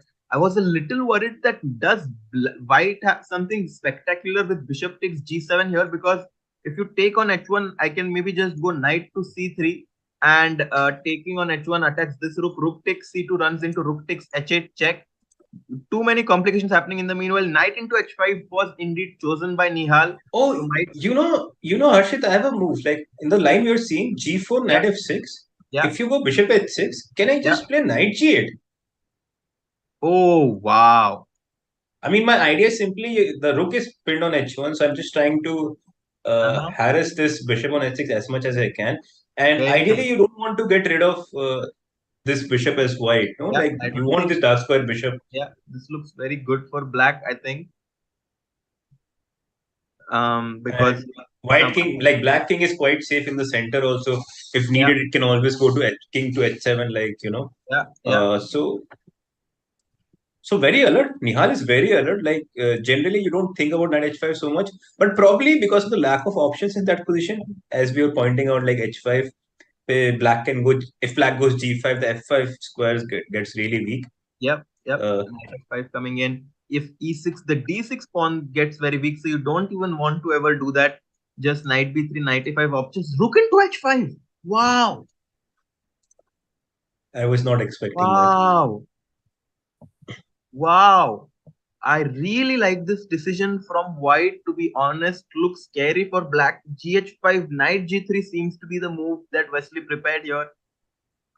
Seems practically not so easy to deal with this with black, but Nihal is 5 minutes up on the clock. And all of this has been Yeah. played. Yeah. I also like what Wesley has done here. First of all, it's not very easy to defend this h5 pawn.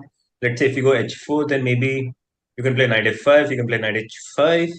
Yeah. Both the moves are really possible, and you'll I definitely think, get one of the pawn back yeah. as white. And again, black king will always be in the center. It will always be a little bit vulnerable.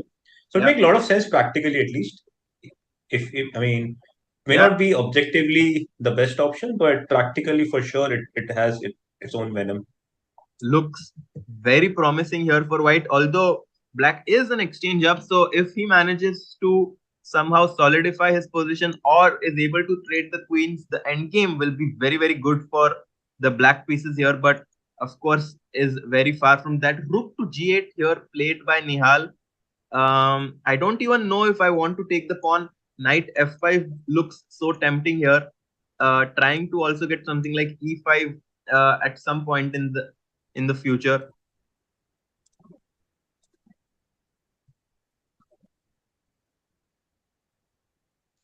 Rook to g8. Yeah, rook g8, and but if you don't play knight h5, then it's not very easy to make a move as well. He took it. He took it. Yeah. Take He a took pawn. it. Probably if you move the bishop now, then maybe go g4, try to solidify your position. And because h6 pawn you can always take, but Yeah. after g4 you sort of restrict the rook, you cement your knight on h5, and still ask black, Yeah. what does he want? This position looks so dominating here. G4 played, Abhijit on fire here for predicting the moves. Not at all an easy decision here. Yeah, I like what Wesley has done here. It's very practical of him Yeah. of giving up the exchange and not really going for a very sharp line. Because if you see, although it was a very sharp position, but he has managed to solidify the position. Yeah. And where again, I think he's playing for two results once again, because I don't see a big counterplay against 7. White's king. Yeah, still trying to create some chances here is Nihal. He's 4 minutes up on the clock, let's not forget. And guys, this is the third game of the finals of Global Chess Championships. Nihal trailing 1.5. Do like the stream so that more people are aware of it and join us to support Nihal Sarin playing in the finals, the only Indian who has made it so far in this event. And c3 here played. And I think if black ever gets a5, b4, then this bishop is going to be very strong and black can get some counterplay of his own. Somehow I don't like c3 so much. It also creates some sort of a hook, where sometimes maybe you can even think about sacrificing on c3. I would much rather have played some bishop d3 and take it slowly, see what happens, and then. But okay, c3 is played. Maybe I can think about something like bishop c6, rook d8, and d5. This is a typical idea in Sicilian. If you can get d5 in, also like you mentioned, bishop c6, defending the pawn on b5, Rook and D8 then going for rook rook d8 d8. Okay, I mean we are in sync right now, Nihal and I don't know how good or bad it is for him because he wants to play the d5 as well, which is quite logical in this position. Maybe knight f4, yeah. Harshit, just knight to f4, stop this. stopping d5. Or queen f2 also. With the idea of bishop is d6. a very nice move. Threatening bishop to b6 here. Uh, 7 minutes and ticking for white. Nihal is actually managing his time situation very well here. Tried to complicate the game right from the beginning, playing the perk defense here from the black side. Uh, if Wesley So manages to get less than 2 minutes on the clock, I think Nihal will definitely get a lot of practical dynamic chances to try to stir up the game. But also like yesterday when Hikaru was playing against Wesley, the final game, when Yeah, Hikaru had to beat Wesley on demand, he started yeah, very poorly. Hikaru, like it must have been completely lost after move 15. yeah, But later he managed to complicate things, and Wesley had 1 minute for a very long time in that game, and Hikaru yeah. had more than 5 minutes. And somehow Wesley was very tenacious of not giving up anything. He was always making small mistakes, but somehow it is very difficult to make use of it in such a short amount of time. Yeah. And we all know the secret, guys. 500 likes was the magic number in the last few games. We are a few likes short of that. Let's get it to 500 and show our support to Nihal. Bishop d4 played, and the engine does not like this move at all, giving a big advantage to the black pieces here. Is he allowing something like e5, d5 Ah, here? Abhijit, very well spotted, Harshit. Very well spotted. As let's again, go, I was guys. saying, Let's go. I told you we are all need that magical 500 number. E5 can be played here, and what does white do? I don't know. Bishop has to come back, and then you go d5. And d5 is an important break in all types of Sicilians.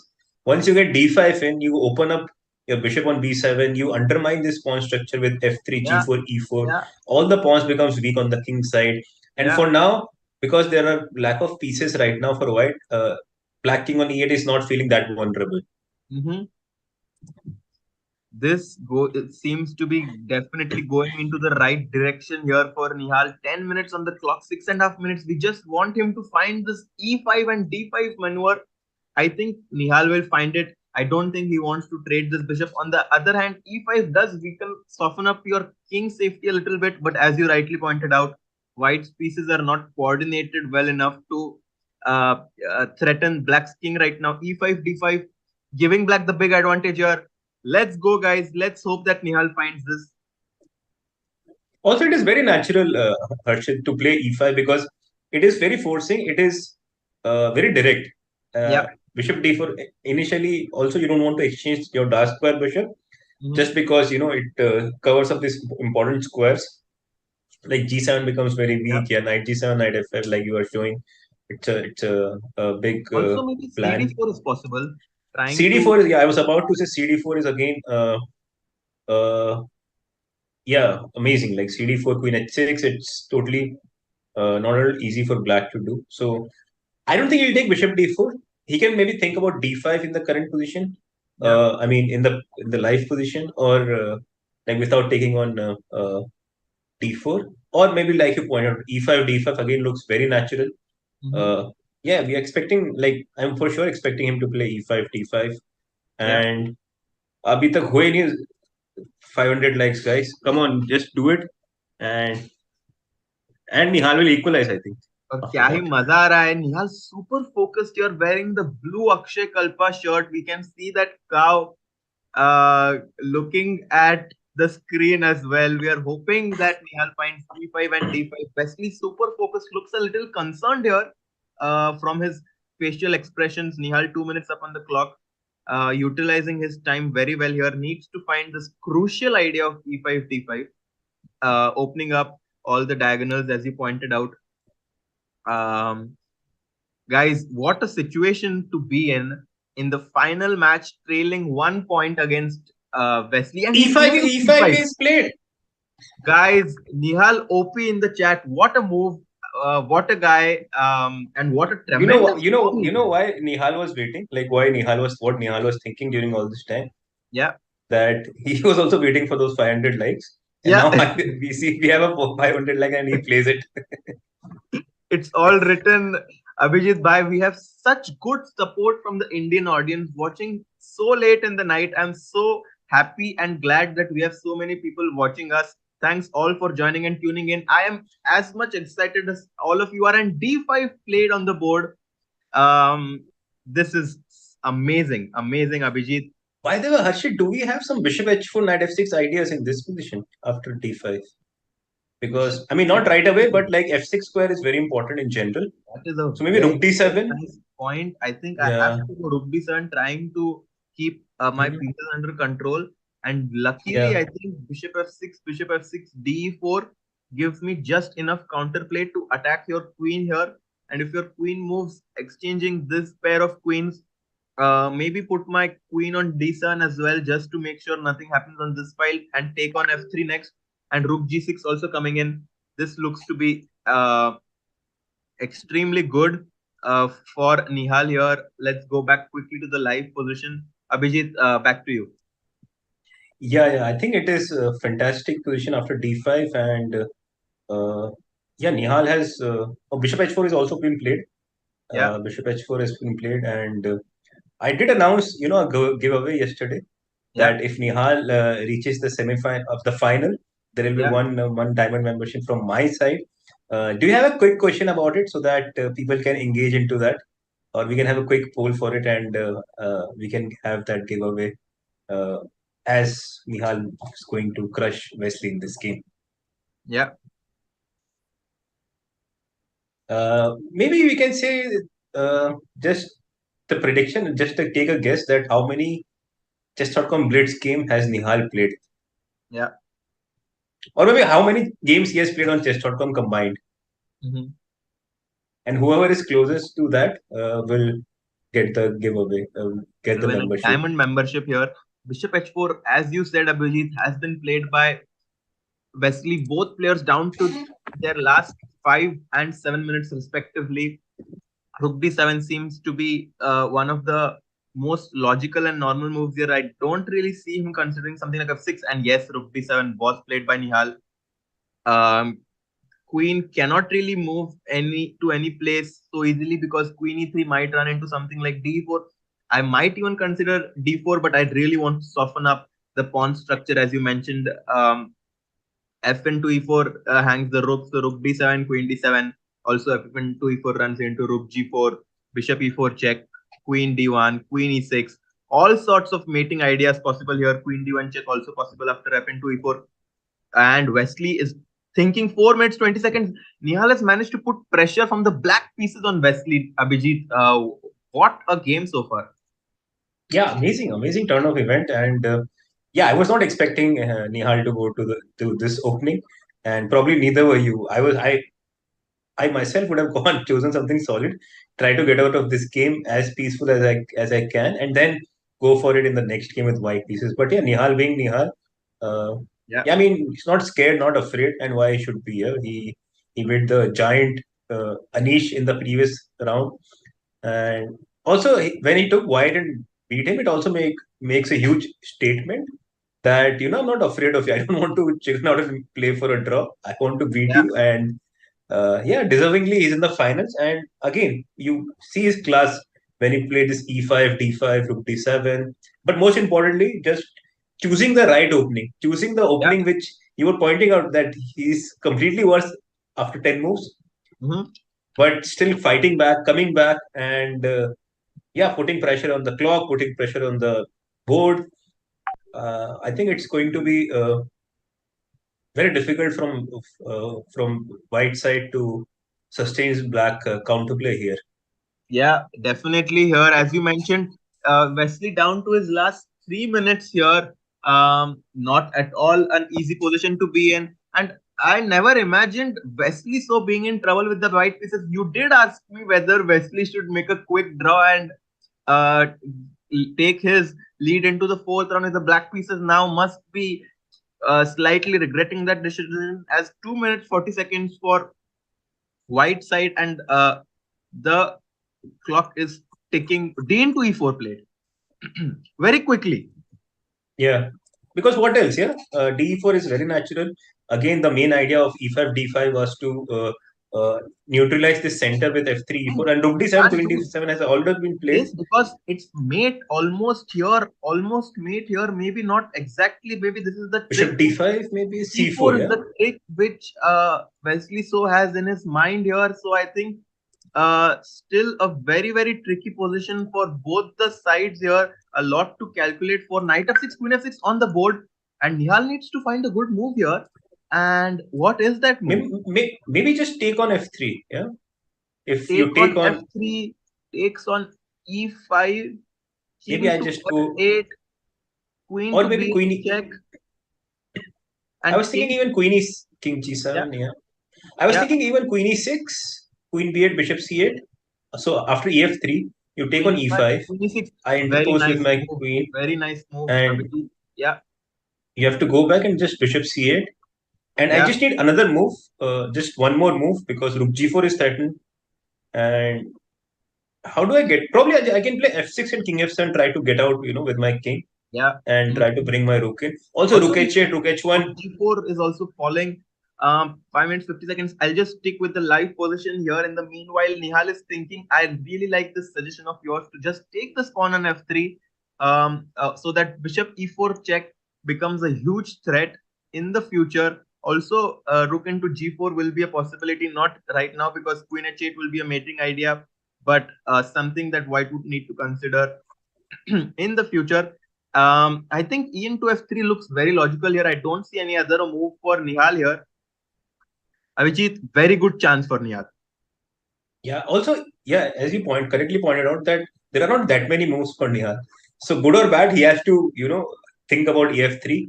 And yeah, for me, white first of all, white is threatening queen e5, which is a very big threat. And if given some time, probably white will consolidate his king on b1. Maybe king to c1 looks very logical just to avoid this queen d1. So if not ef3, then what else? Again, I don't have an answer for that. I don't see what's the point besides that.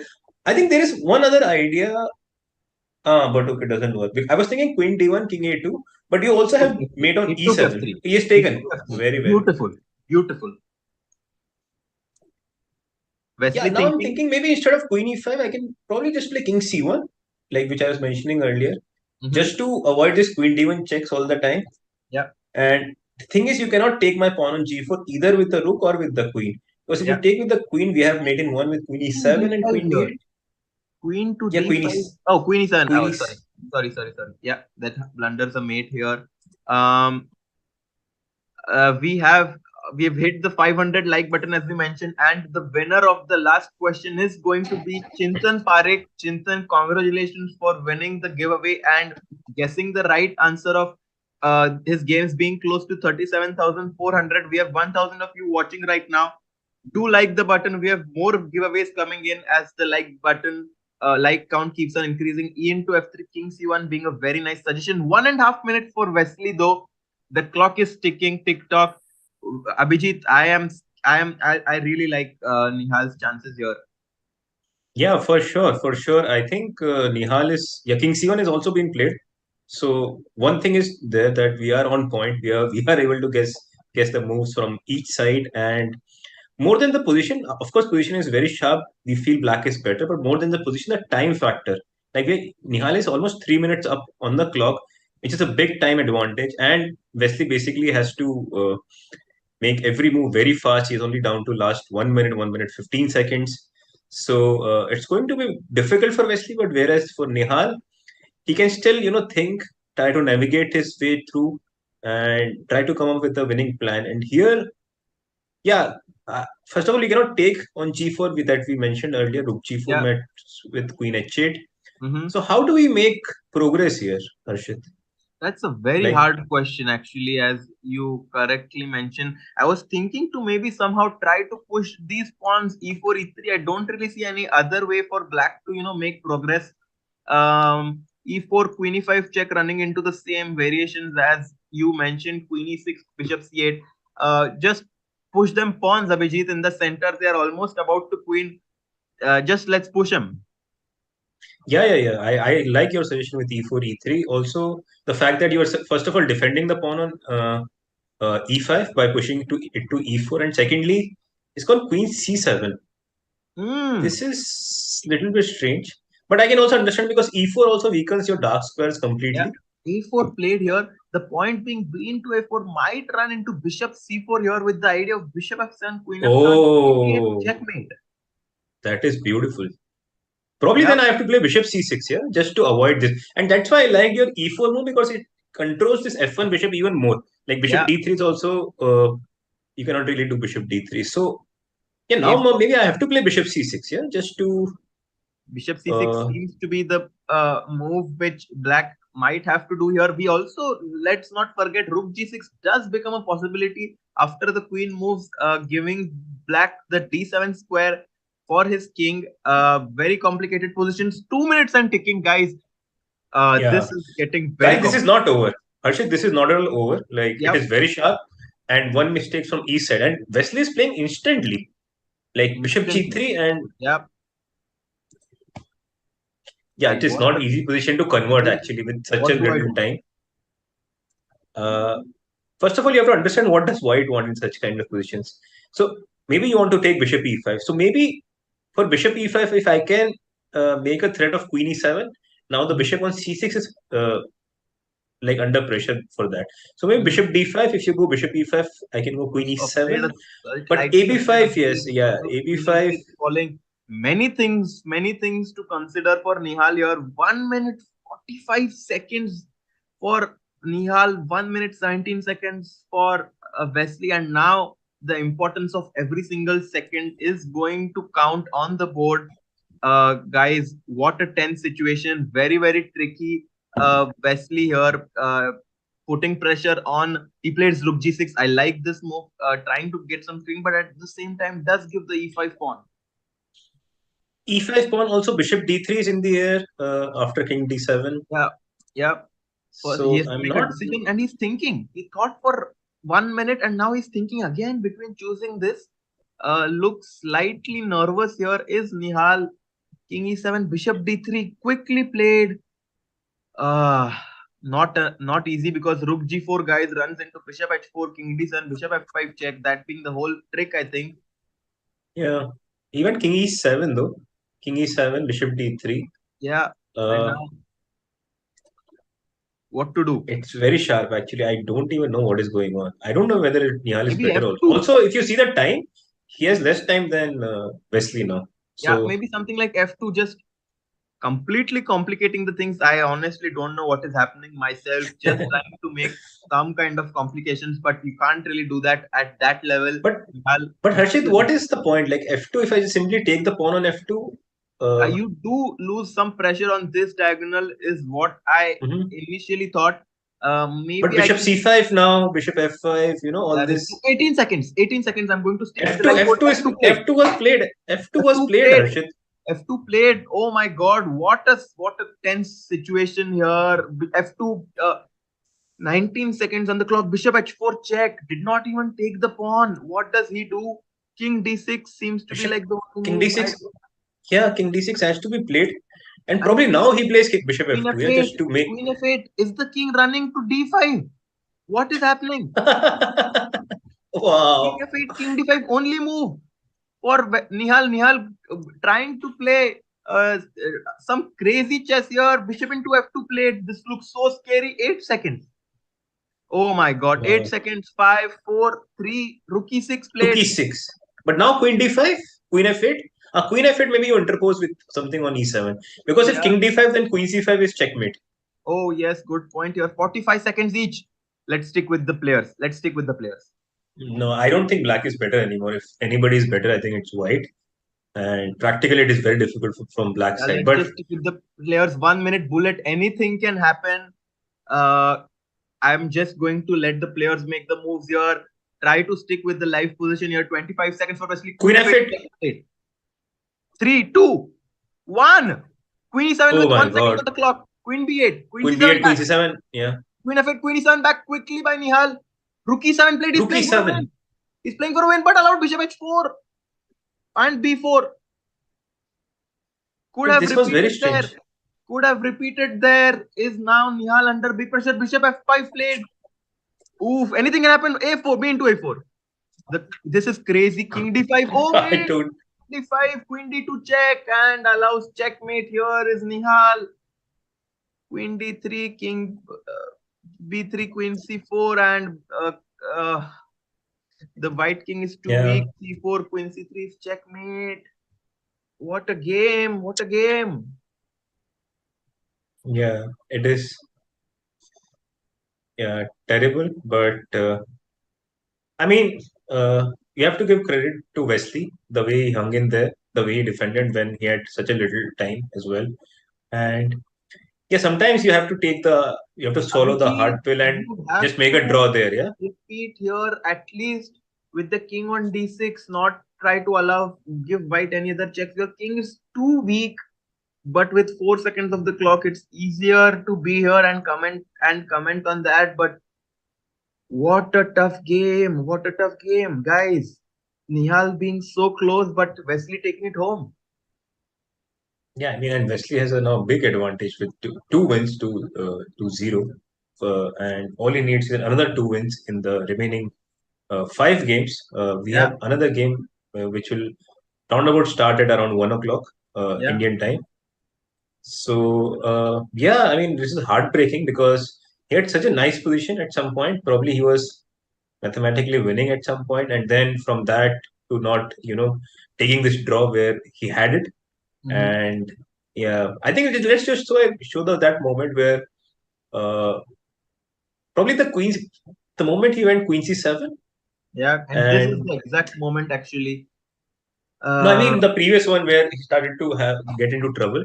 Even Maybe this, the Abhijit, you have to go Queen E7, and what be what it may, you have to just try to repeat the position here because uh, there is just not enough uh, time as well as safety for your king. And I'm quickly going to also go back to the position you mentioned here. 28th move, king to queen to c7 was played.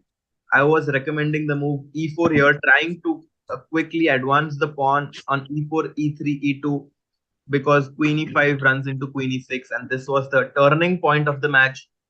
Wesley So taking a 2 point lead. Nihal needs a huge miracle to come out of this. but also Harshit, it is not at all easy. And look at the moves Wesley made. Like Queen C7 A4 is a classy move. You're trying to open up this F1 bishop and trying to use the fact that the Queen on A7, Queen on C7 is sort of overguarding the point of E7 and D8, and eventually it would have to move after Bishop C4. So, and now that I'm thinking about it, maybe for even E4, maybe you had this A4 idea, but probably you're just in time to play E3 and E2, E2. E2. Yeah, exactly. I think that was the key point there. E4, A4, E3, E2 quickly coming in. Queen D1 checkmating ideas as well.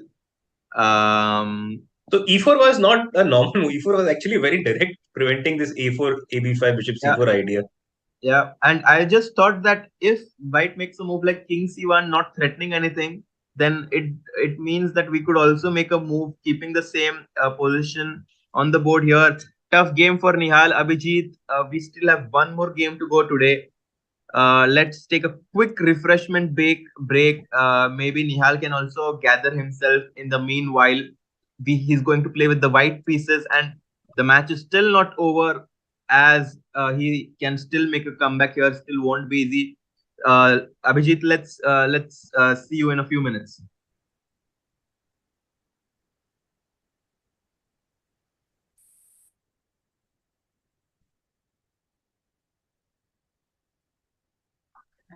So also I would like to mention this before we take a break that the game will start at 1 a.m. Indian time.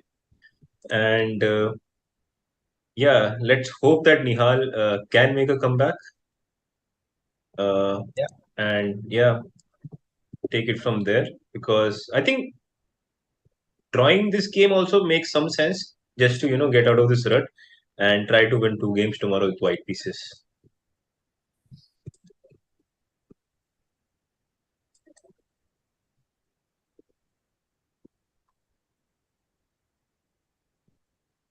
So yeah, before I guess we take a break. Is there any questions from the chat? We have another game going to go at 1 a.m. And Harshit, what do you think? What is the prediction for the next game? Uh, I'm hoping that Nihal, makes at least gathers himself together. Because he's down 2 matches, but we still know that this format is is open for all the comebacks, and he still has a lot of games to play for. And one more win puts him just one match closer. And we saw how close he was in winning this game, putting So under pressure. So definitely everything is under uh, uh, possibilities here. Yeah, I mean, this is such a beautiful format, like you mentioned, that it's also I mean, you can put pressure from both the colors, like with white and black. Like we just saw in this game where at some point Nihal was completely winning, Mhm. and yeah, somehow he could not finish it off. And but again, like coming back, from the position So had, and also he had like 1 minute on the clock, and he was just making moves so fast, so quick. I mean, tremendous guy. No wonder he does not lose that many games, even online, because he is so tenacious and not at all easy to break.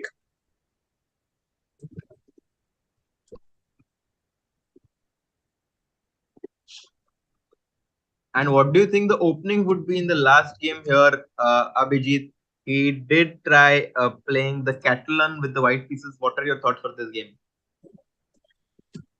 I don't think Catalan is such a sound choice against Wesley. Just try to, play some sort of close position where, all the pieces are intact and you don't exchange so many pieces, so that we all know that in time pressure, Nihal can be a lethal force. Like if both have 2 minutes, Mhm. Nihal can be a lethal force. But as long as there is enough, material on the board, enough resources, he can try to trick his opponent. But having said that, in this game, totally opposite thing happened. Like Wesley managed to be more resourceful, more tricky when the time was when he had less time. Yeah, indeed. We have one question here. What, according to you, is Wesley So's weakness? Time, position, or game phase? To be honest, I don't see any weakness in Wesley's play, because he can play dynamic chess. He's ultra solid, and we saw in this game, like when probably e5 d5 happened, or the when the queen on f6 came, like particularly here, he never let this time run below 1 minute. He had like 1 minute, always above 1 minute, and he was always keeping a check on the time. And yeah, I don't see any particular weakness in Wesley's chess. What do you think, Harshit?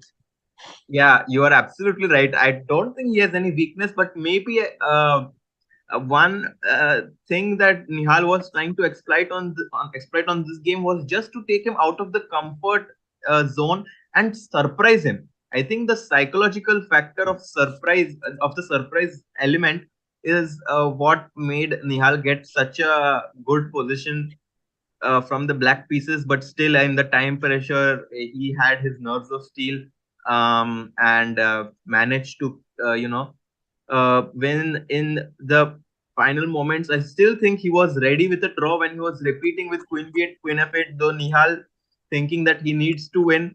That might have been Abhijit a very big turning point in the match.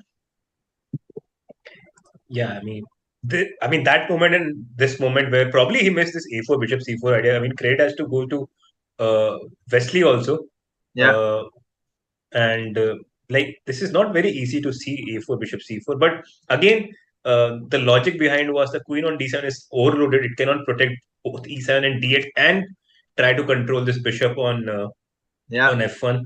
That's This why it was was a very very important good e4 trick. move. Yeah, and bishop into f7. Guys, did you spot this mate in two with bishop into f7 and queen d8? Yeah, it is not easy at all. And that's why e4 was so important, that you also stop bishop d3 ideas, Yeah, because queen d3 is anyway not possible because of queen e7 mate. yeah. So yeah, e4 made a lot of sense. And then again, in the end, like where we were seeing here, where Wesley was repeating. Do you think he would have repeated the third time? I think so. He already repeated twice, and after queen e7, you don't really have other move because um black if once black gets something like queen g5, he's attacking himself. Oh yeah, queen g5 is an important resource here. So I think, and just one more move, queen b8 check, if he gave queen c7, would have been draw on the board. Yeah, So yeah. I mean, tough pill to swallow, but sometimes sometimes it is important to also go through such experience. It can only make you better as a chess player, as a human being. That you have to fall down to get back up again. Yeah. Maybe Abhijit, with this summary, we can take a quick break and come back for the fourth game, guys. Let's not go anywhere. We need your support for Nihal's fourth game playing with the white pieces here. See you guys in a little bit.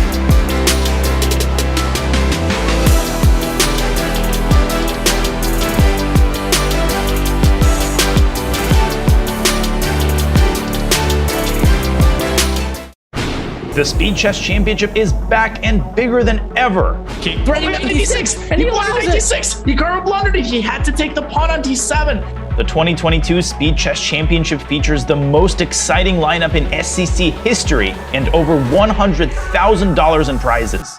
Representing the next generation are Norbek Abdusattorov, Arjun Erigaisi, Nihal Sarin, and Gukesh Domaraju. Defending their elite status, we have Dmitry Andreikin, Anish Giri, Maxime Vachier-Lagrave, Wesley So, Levon Aronian, Jan Nepomniachtchi, Ding Liren, and Fabiano Caruana. Headlining this incredible field are the reigning world chess champion Magnus Carlsen and the reigning speed chess champion Hikaru Nakamura.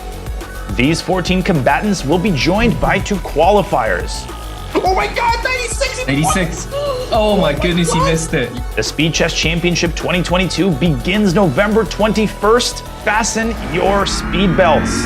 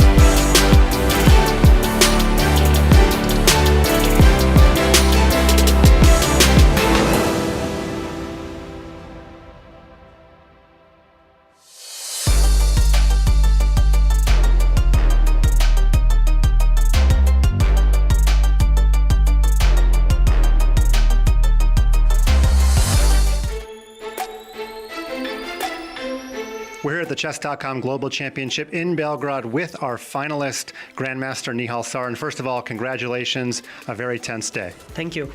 I understand it was not your first Armageddon bid. You bid 14 minutes and 15 seconds. That tells the world that you wanted to play white. Is that right? So throughout this match, I was a bit unsure with black all the time, that it's better to have white and try something. Although I was not really happy with the opening, it just ended well.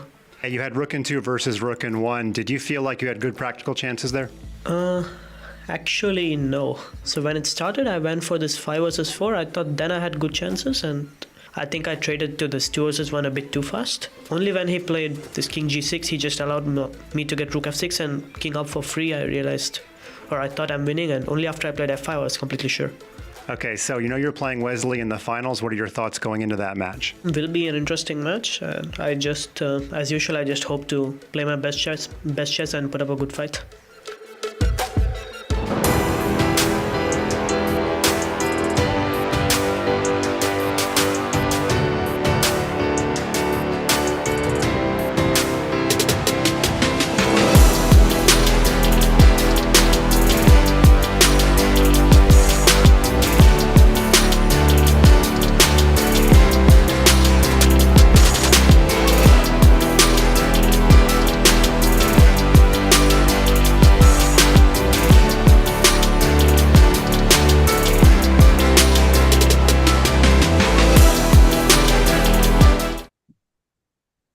And we are back with a tough loss for Nihal. It even affected us, me and Abhijit personally. It was a very tough loss, not easy to come back from. But here we are again playing, waiting for Nihal to play in the 4th game as he still tries to make a comeback. We've seen him do this before, not with a 2-point deficit, but being down in the match. We've seen him, make a comeback here with Sam Savian and also Anish. Abhijit, still some chances for Nihal, don't you think? Yeah, but I think the next game is going to be very crucial. I think now is already the time where you have to go berserk because you need wins. Because let's say if this game is a draw, tomorrow is there are already on. There are 4 games as well, and where Nihal needs to win 3 of them, which is not very easy to do it. So yeah, it's. I don't know how he should approach it. Again, I feel he should try to play a long game, try to go for a long game. But we are seeing this over and over again. Wesley is not, going down in these long games with low time. He always has, I don't know, like he's in top form, top shape right now. And we also saw how excited Wesley got, like at the end. He clapped. He was like pumped up. As soon as he gave the mate, which you don't associate with Wesley. Yeah. So it also means a lot to him. Yeah. I mean, this expression definitely showed that it meant a lot to him. And we have Nihal on the screen. Harshit, what do you think is going on inside his head? He does look a little despondent here, looks a little sad, but I know that he knows he has to, forget whatever has happened, keep move on. The most important step is always the next step here. Something Nihal needs to remember. Playing with the white pieces here, still trying to create some chances. Thank you all once again for sticking with us as Nihal tries to make a comeback. Let's see if Nihal manages to put some pressure here from the opening. Will be very important that Wesley So does not get a comfortable position out of the opening. We've seen how easily he can neutralize White's a small advantage if he gets a good position out of the opening here. Yeah, I think it's a very important phase of the game, especially when you're playing against Wesley. As I've been saying earlier as well, that you need pieces on the board to actually put pressure on Wesley. And Nihal managed to play a actually very nice game. This last one, barring the final part of the game, but yeah, it's going to be tough. It's going to be very difficult. We have Wesley on the board as well, and yeah, the game will start any moment. In any moment, what is your prediction? What is going to be the opening in this game? I think Nihal will go for e4 for some reason. I have this feeling, or he will go for this lines that we saw, which Nihal was going with e3, b3. He really think he's really comfortable in these kind of positions where black does not really have a forcing equality, and they both get a fresh position. Although I have to say, even these positions have been very well analyzed from the black side here. b3, something like c5, bishop b2, knight c6, bishop b5. A lot of theory also developing in these lines here. I'm sure Wesley must have had something prepared here as well. Also, another idea for black to play is just e6, bishop d6, b6, and play some solid position. Right. Game's about to start. Both players on the screen, but still waiting. Also, we saw how Wesley managed to neutralize the neutralize the black's counterplay in the last game with this exchange sack on h5, rook h5, and then he had a decent position, but then later he missed e5, d5. This central pawn, typical central Sicilian pawn break. Wesley is very good in such kind of things where just he neutralizes the opponent's pressure, and it's very practical. He managed to put his knight on h5, go g4, and at some point he was maybe even slightly better after giving up the exchange. So this is very good in his style that he just plays normal chess, and he does not really. I mean, if he doesn't have to go for complications, this is the advantage that he has because he has won 2 games now, so he can still try to take things slow and take it from there. And if given a chance, he can of course beat anybody in the world. And we saw how Nihal looked very focused there. He knows he has a tough task in front of him. Abhijit bhai, we need this win. We really need this win. ये game तो चाहिए. नहीं, बिल्कुल. This is very important. Somehow coming, from a 2-game deficit in a 4-game match, it's going to be very difficult. So you have to at least create problems. And in this match, somehow Wesley was never really in that trouble. Like we saw what position Nihal had in the previous game. So even that position, like it was sharp, but it was not over per se. Like, and we saw like how quickly the tables can turn. Yeah. And almost we have kickoff. He plays knight f3. Abhijit, I think we might go for this b3. Yes, we do see this. Knight f3, b3 has been played. Wesley So already thinking what to do here. I think Adiban must be happy looking at this. Yeah. I mean, even I'm very happy. Like Nihal has chosen this because it again gives you a lot And of look what options we for have. white. Knight f6, bishop b2. I was. This is what you were suggesting, yeah? Knight c6, bishop b5. Yeah, and he goes for this e6 idea, not committing, and knight c6 now. And the thing is, you can just play bishop d6 now, and castle d4, cd4, knight d4, bishop c7 is a very nice move here for black. Let's see if Wesley So manages. What is the point behind bishop c7? If I take on c6, what's the idea behind it? Yeah, let's quickly show this idea. bc6, queen d6 is the idea, and guess what? Wesley, of course, knows it. If I know it, Wesley knows it for sure. Knight d2, queen d6 played, g3. I have to say one thing. This bishop c7 idea was objectively giving black equality here, even a very comfortable position. g3 played, and although it is a very playable isolated pawn position, black is perfectly placed here in this exact scenario, giving him just enough counterplay for equality and sometimes even more. Yeah, for sure. Like I can see some ideas for black. For instance, like I can start with bishop h3, attacking the rook on f1. So rook has to go to e1. Then probably I take on d4. You have to take with the bishop, otherwise you don't have anything because you have to keep this d5 pawn isolated and keep a blockade with a minor piece. But then after bishop d4, there could be some bishop a5 trying to use the fact that knight on d2 is pinned and then maybe threatening knight e4 at the right moment. Yeah. Also queen b4, after bishop a5 can be a lethal threat.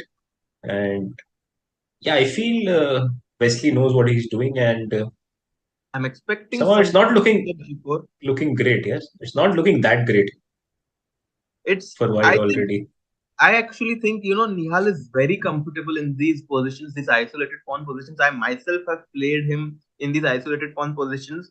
And even if I was objective line, he seemed very comfortable. BG4 here, bishop e2 might be his idea here. Knight b5 coming in, trying to exchange this bishop. And already you can see if you trade these bishops, White is very happy with the outcome of this trade because knight b5 is a threat, knight f5 is a threat. And all of a sudden, this knight, which seemed to be not going anywhere with the bishop on c8, now has additional squares. Bishop b6 in the meanwhile was chosen by But Harshit, yeah, पता है this kind of positions Wesley is also वो भी काफी accurate है मतलब equalize करने के लिए मतलब he can defend this position forever. This is what my feeling is in general. So and बहुत ही it's not accurate. sharp. हाँ, हाँ और ये sharp पे नहीं है position, so it's not doesn't put Wesley on the spot के जहाँ पे only one move is available to to equalize or to make inroads. wow, Oh, what is this? This took me off guard. This took me completely off guard. Knight c4 is a clever move using the fact that queen on d6 is pinned. I mean, probably he'll play with two bishops, but with pawn on g3. Oh, to be honest, I like this. Because now you will put bishop on f3, yeah. safeguarding your king side. But Harshit, can black play queen h3 and knight g4 very quickly on next two moves? He has to be a little careful with the knight. I don't know how exactly. A6. What a nice move by both the sides. Very accurately neutralizing the bishop advantage. I really like this move for black, but not for white here. Abhijit, he's completely neutralizing white's initiator. I mean, we all know how Wesley plays. The first moment he gets to neutralize anything, he takes it with both the hands, and now the whole plan with Queen h3 Knight g4 can be played. Yeah. Also, as you pointed out, I don't think Black is worse at all. Maybe if White is not careful, that he might end up being slightly worse in this position. Yeah. This b6 c6 d5 pawn structure is not called the hanging pawn structure. Exactly, if the pawn was on a7, it would have been the hanging pawn structure. But now I actually like this pawn formation for black, guarding important squares in the center. And once you ever exchange these bishops, there's going to be pressure on this pawn. c5, d4 ideas. The knight on e4 is also going to be doing good. We also sometimes play the move f6, which looks a little weakening, but blunts this bishop on the h8 a1 diagonal. I think black has done a good job out of the opening here, completely neutralizing. Yeah, Harshit, actually, it has also been mentioned in the chat कि सभी चारों game में ना Wesley sort of outplayed Nihal in the opening part of the game at least. So all four games, Wesley never had any problem with both the colors. And now, yeah, but if you don't take that, you can end up being a little worse. This is the problem. And Nihal understands it. He just wants to play a long game and probably just play Queen d3, Rook c1, Rook c2, double on the c file, force you to play c7, c6, c5. Then d5 pawns get little weak. Yeah. Maybe you can play Queen d5, b6 also is a little bit weak. But again, this is not. I don't think this will be enough against Wesley. Wesley too solid, too accurate in these kind of at positions where his opponent has a very, very small initiative. I think this game is steering towards a draw. We might see exchanges here very quickly. I'm not sure how black needs to proceed here. Maybe something like Rook d8, trying to protect this pawn. Try for d4, maybe play c5, Rook a7 also coming in. I honestly think, Abhijit, this game is going to go towards a draw. Yeah, I feel the same way. Also, do you think b5 is a move here? Just to show whether it is playable or it is just black is just worse after this, because b5 is a logical move in the sense where you want to make a draw. Yeah, Rook a1, Queen a1, and probably cb5 as well. Let you take on f6. Little worried of this idea. Rook d8, Rook d4, very important move. Trying to get e4 in. You do have f5 though. I don't exactly like putting these two pawns, king f1, king e2, king d3 might come very quickly. I think this position might give Nihal very good chances. Maybe rook a5, putting the rook on b8 and then bringing your king to d4 might give rook d8, queen d3 in the meanwhile was chosen by Wesley and Nihal. Maybe you're right, Yeah. Abhijit, some small pressure for white, but even if white ends up getting 4 versus 3 uh, with increment as compared to yesterday's straight format, I expect someone like Abhijit, someone like Wesley to hold this without many troubles. I mean, you can expect me also to hold it, but that's okay. But I think in general, मुझे नहीं लगता कि Wesley has any problem here. Rook 8 अभी he played. He wants to play maybe c5, d4 next, maybe c5. Yeah. Also, like you pointed out, अगर if we eliminate the queen side pawns, like black के 3 pawn आप हटा दो और white के 2 pawn हटा दो, a4, b3, still going to be fairly easy draw at this level. Yeah. So by the way, the score, guys, is 3-1 in favor of Wesley. This is an 8-game match. We have the last game today, which is going on. Sorry, it's not 3-1. It's 2.5. 2.5, but it could be 3-1 very well, as this game seems to be steering towards a draw here.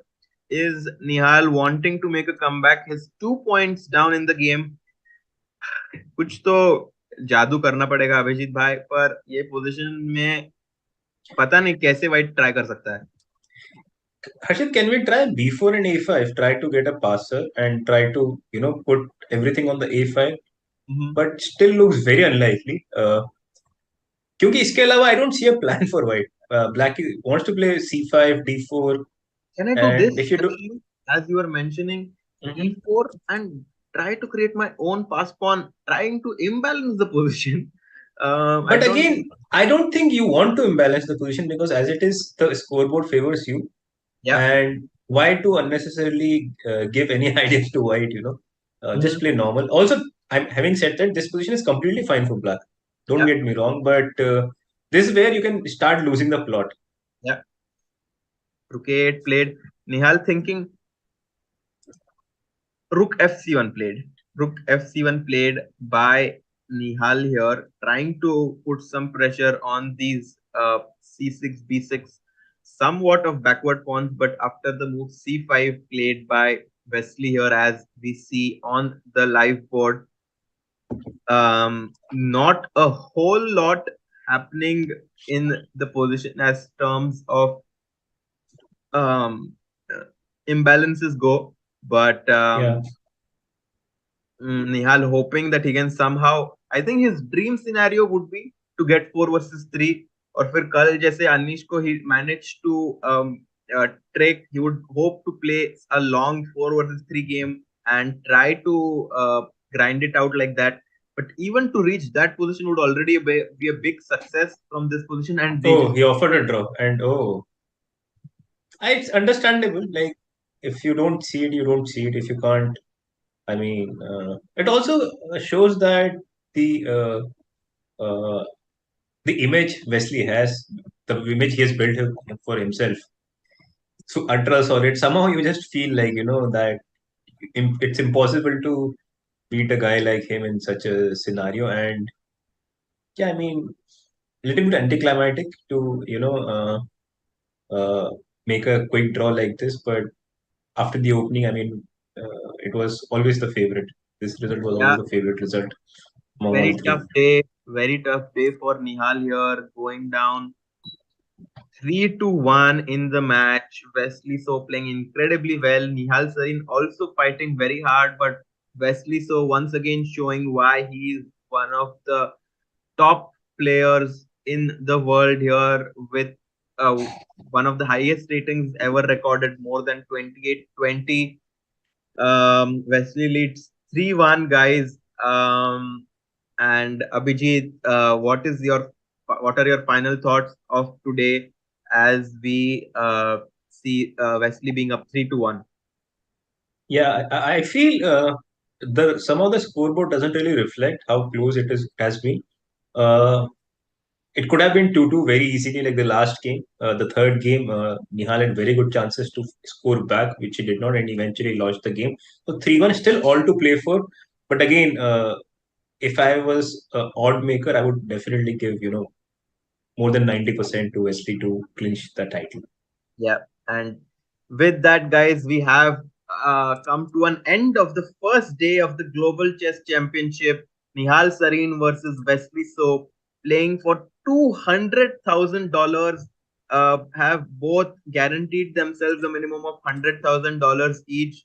A long way have they come from being into the quarterfinals, both of them. Nihal Sarin trailing 1-3.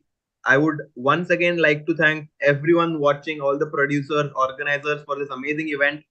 Abhijit, you, and also Soumya, whom both of you were doing a great job. I was watching. Abhijit, thanks a lot again for this amazing commentary and your final words, and then we can bid them goodbye and see them all tomorrow.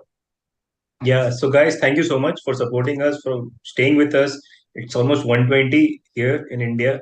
So much appreciated. You guys are staying up late and appreciating us. Do hit the like and subscribe button. And tomorrow again, we'll see you guys at 10:15. And yeah, 4 games to go, all to play for. And yeah, thank you, Harshit. Thank you. Thanks to our producer, Niranjan, for again putting up all these amazing scenes. Yeah, that's it. Good night from my side, guys. Yeah. Have a safe and pleasant evening. Yep. And see you tomorrow for the final day, guys. See you.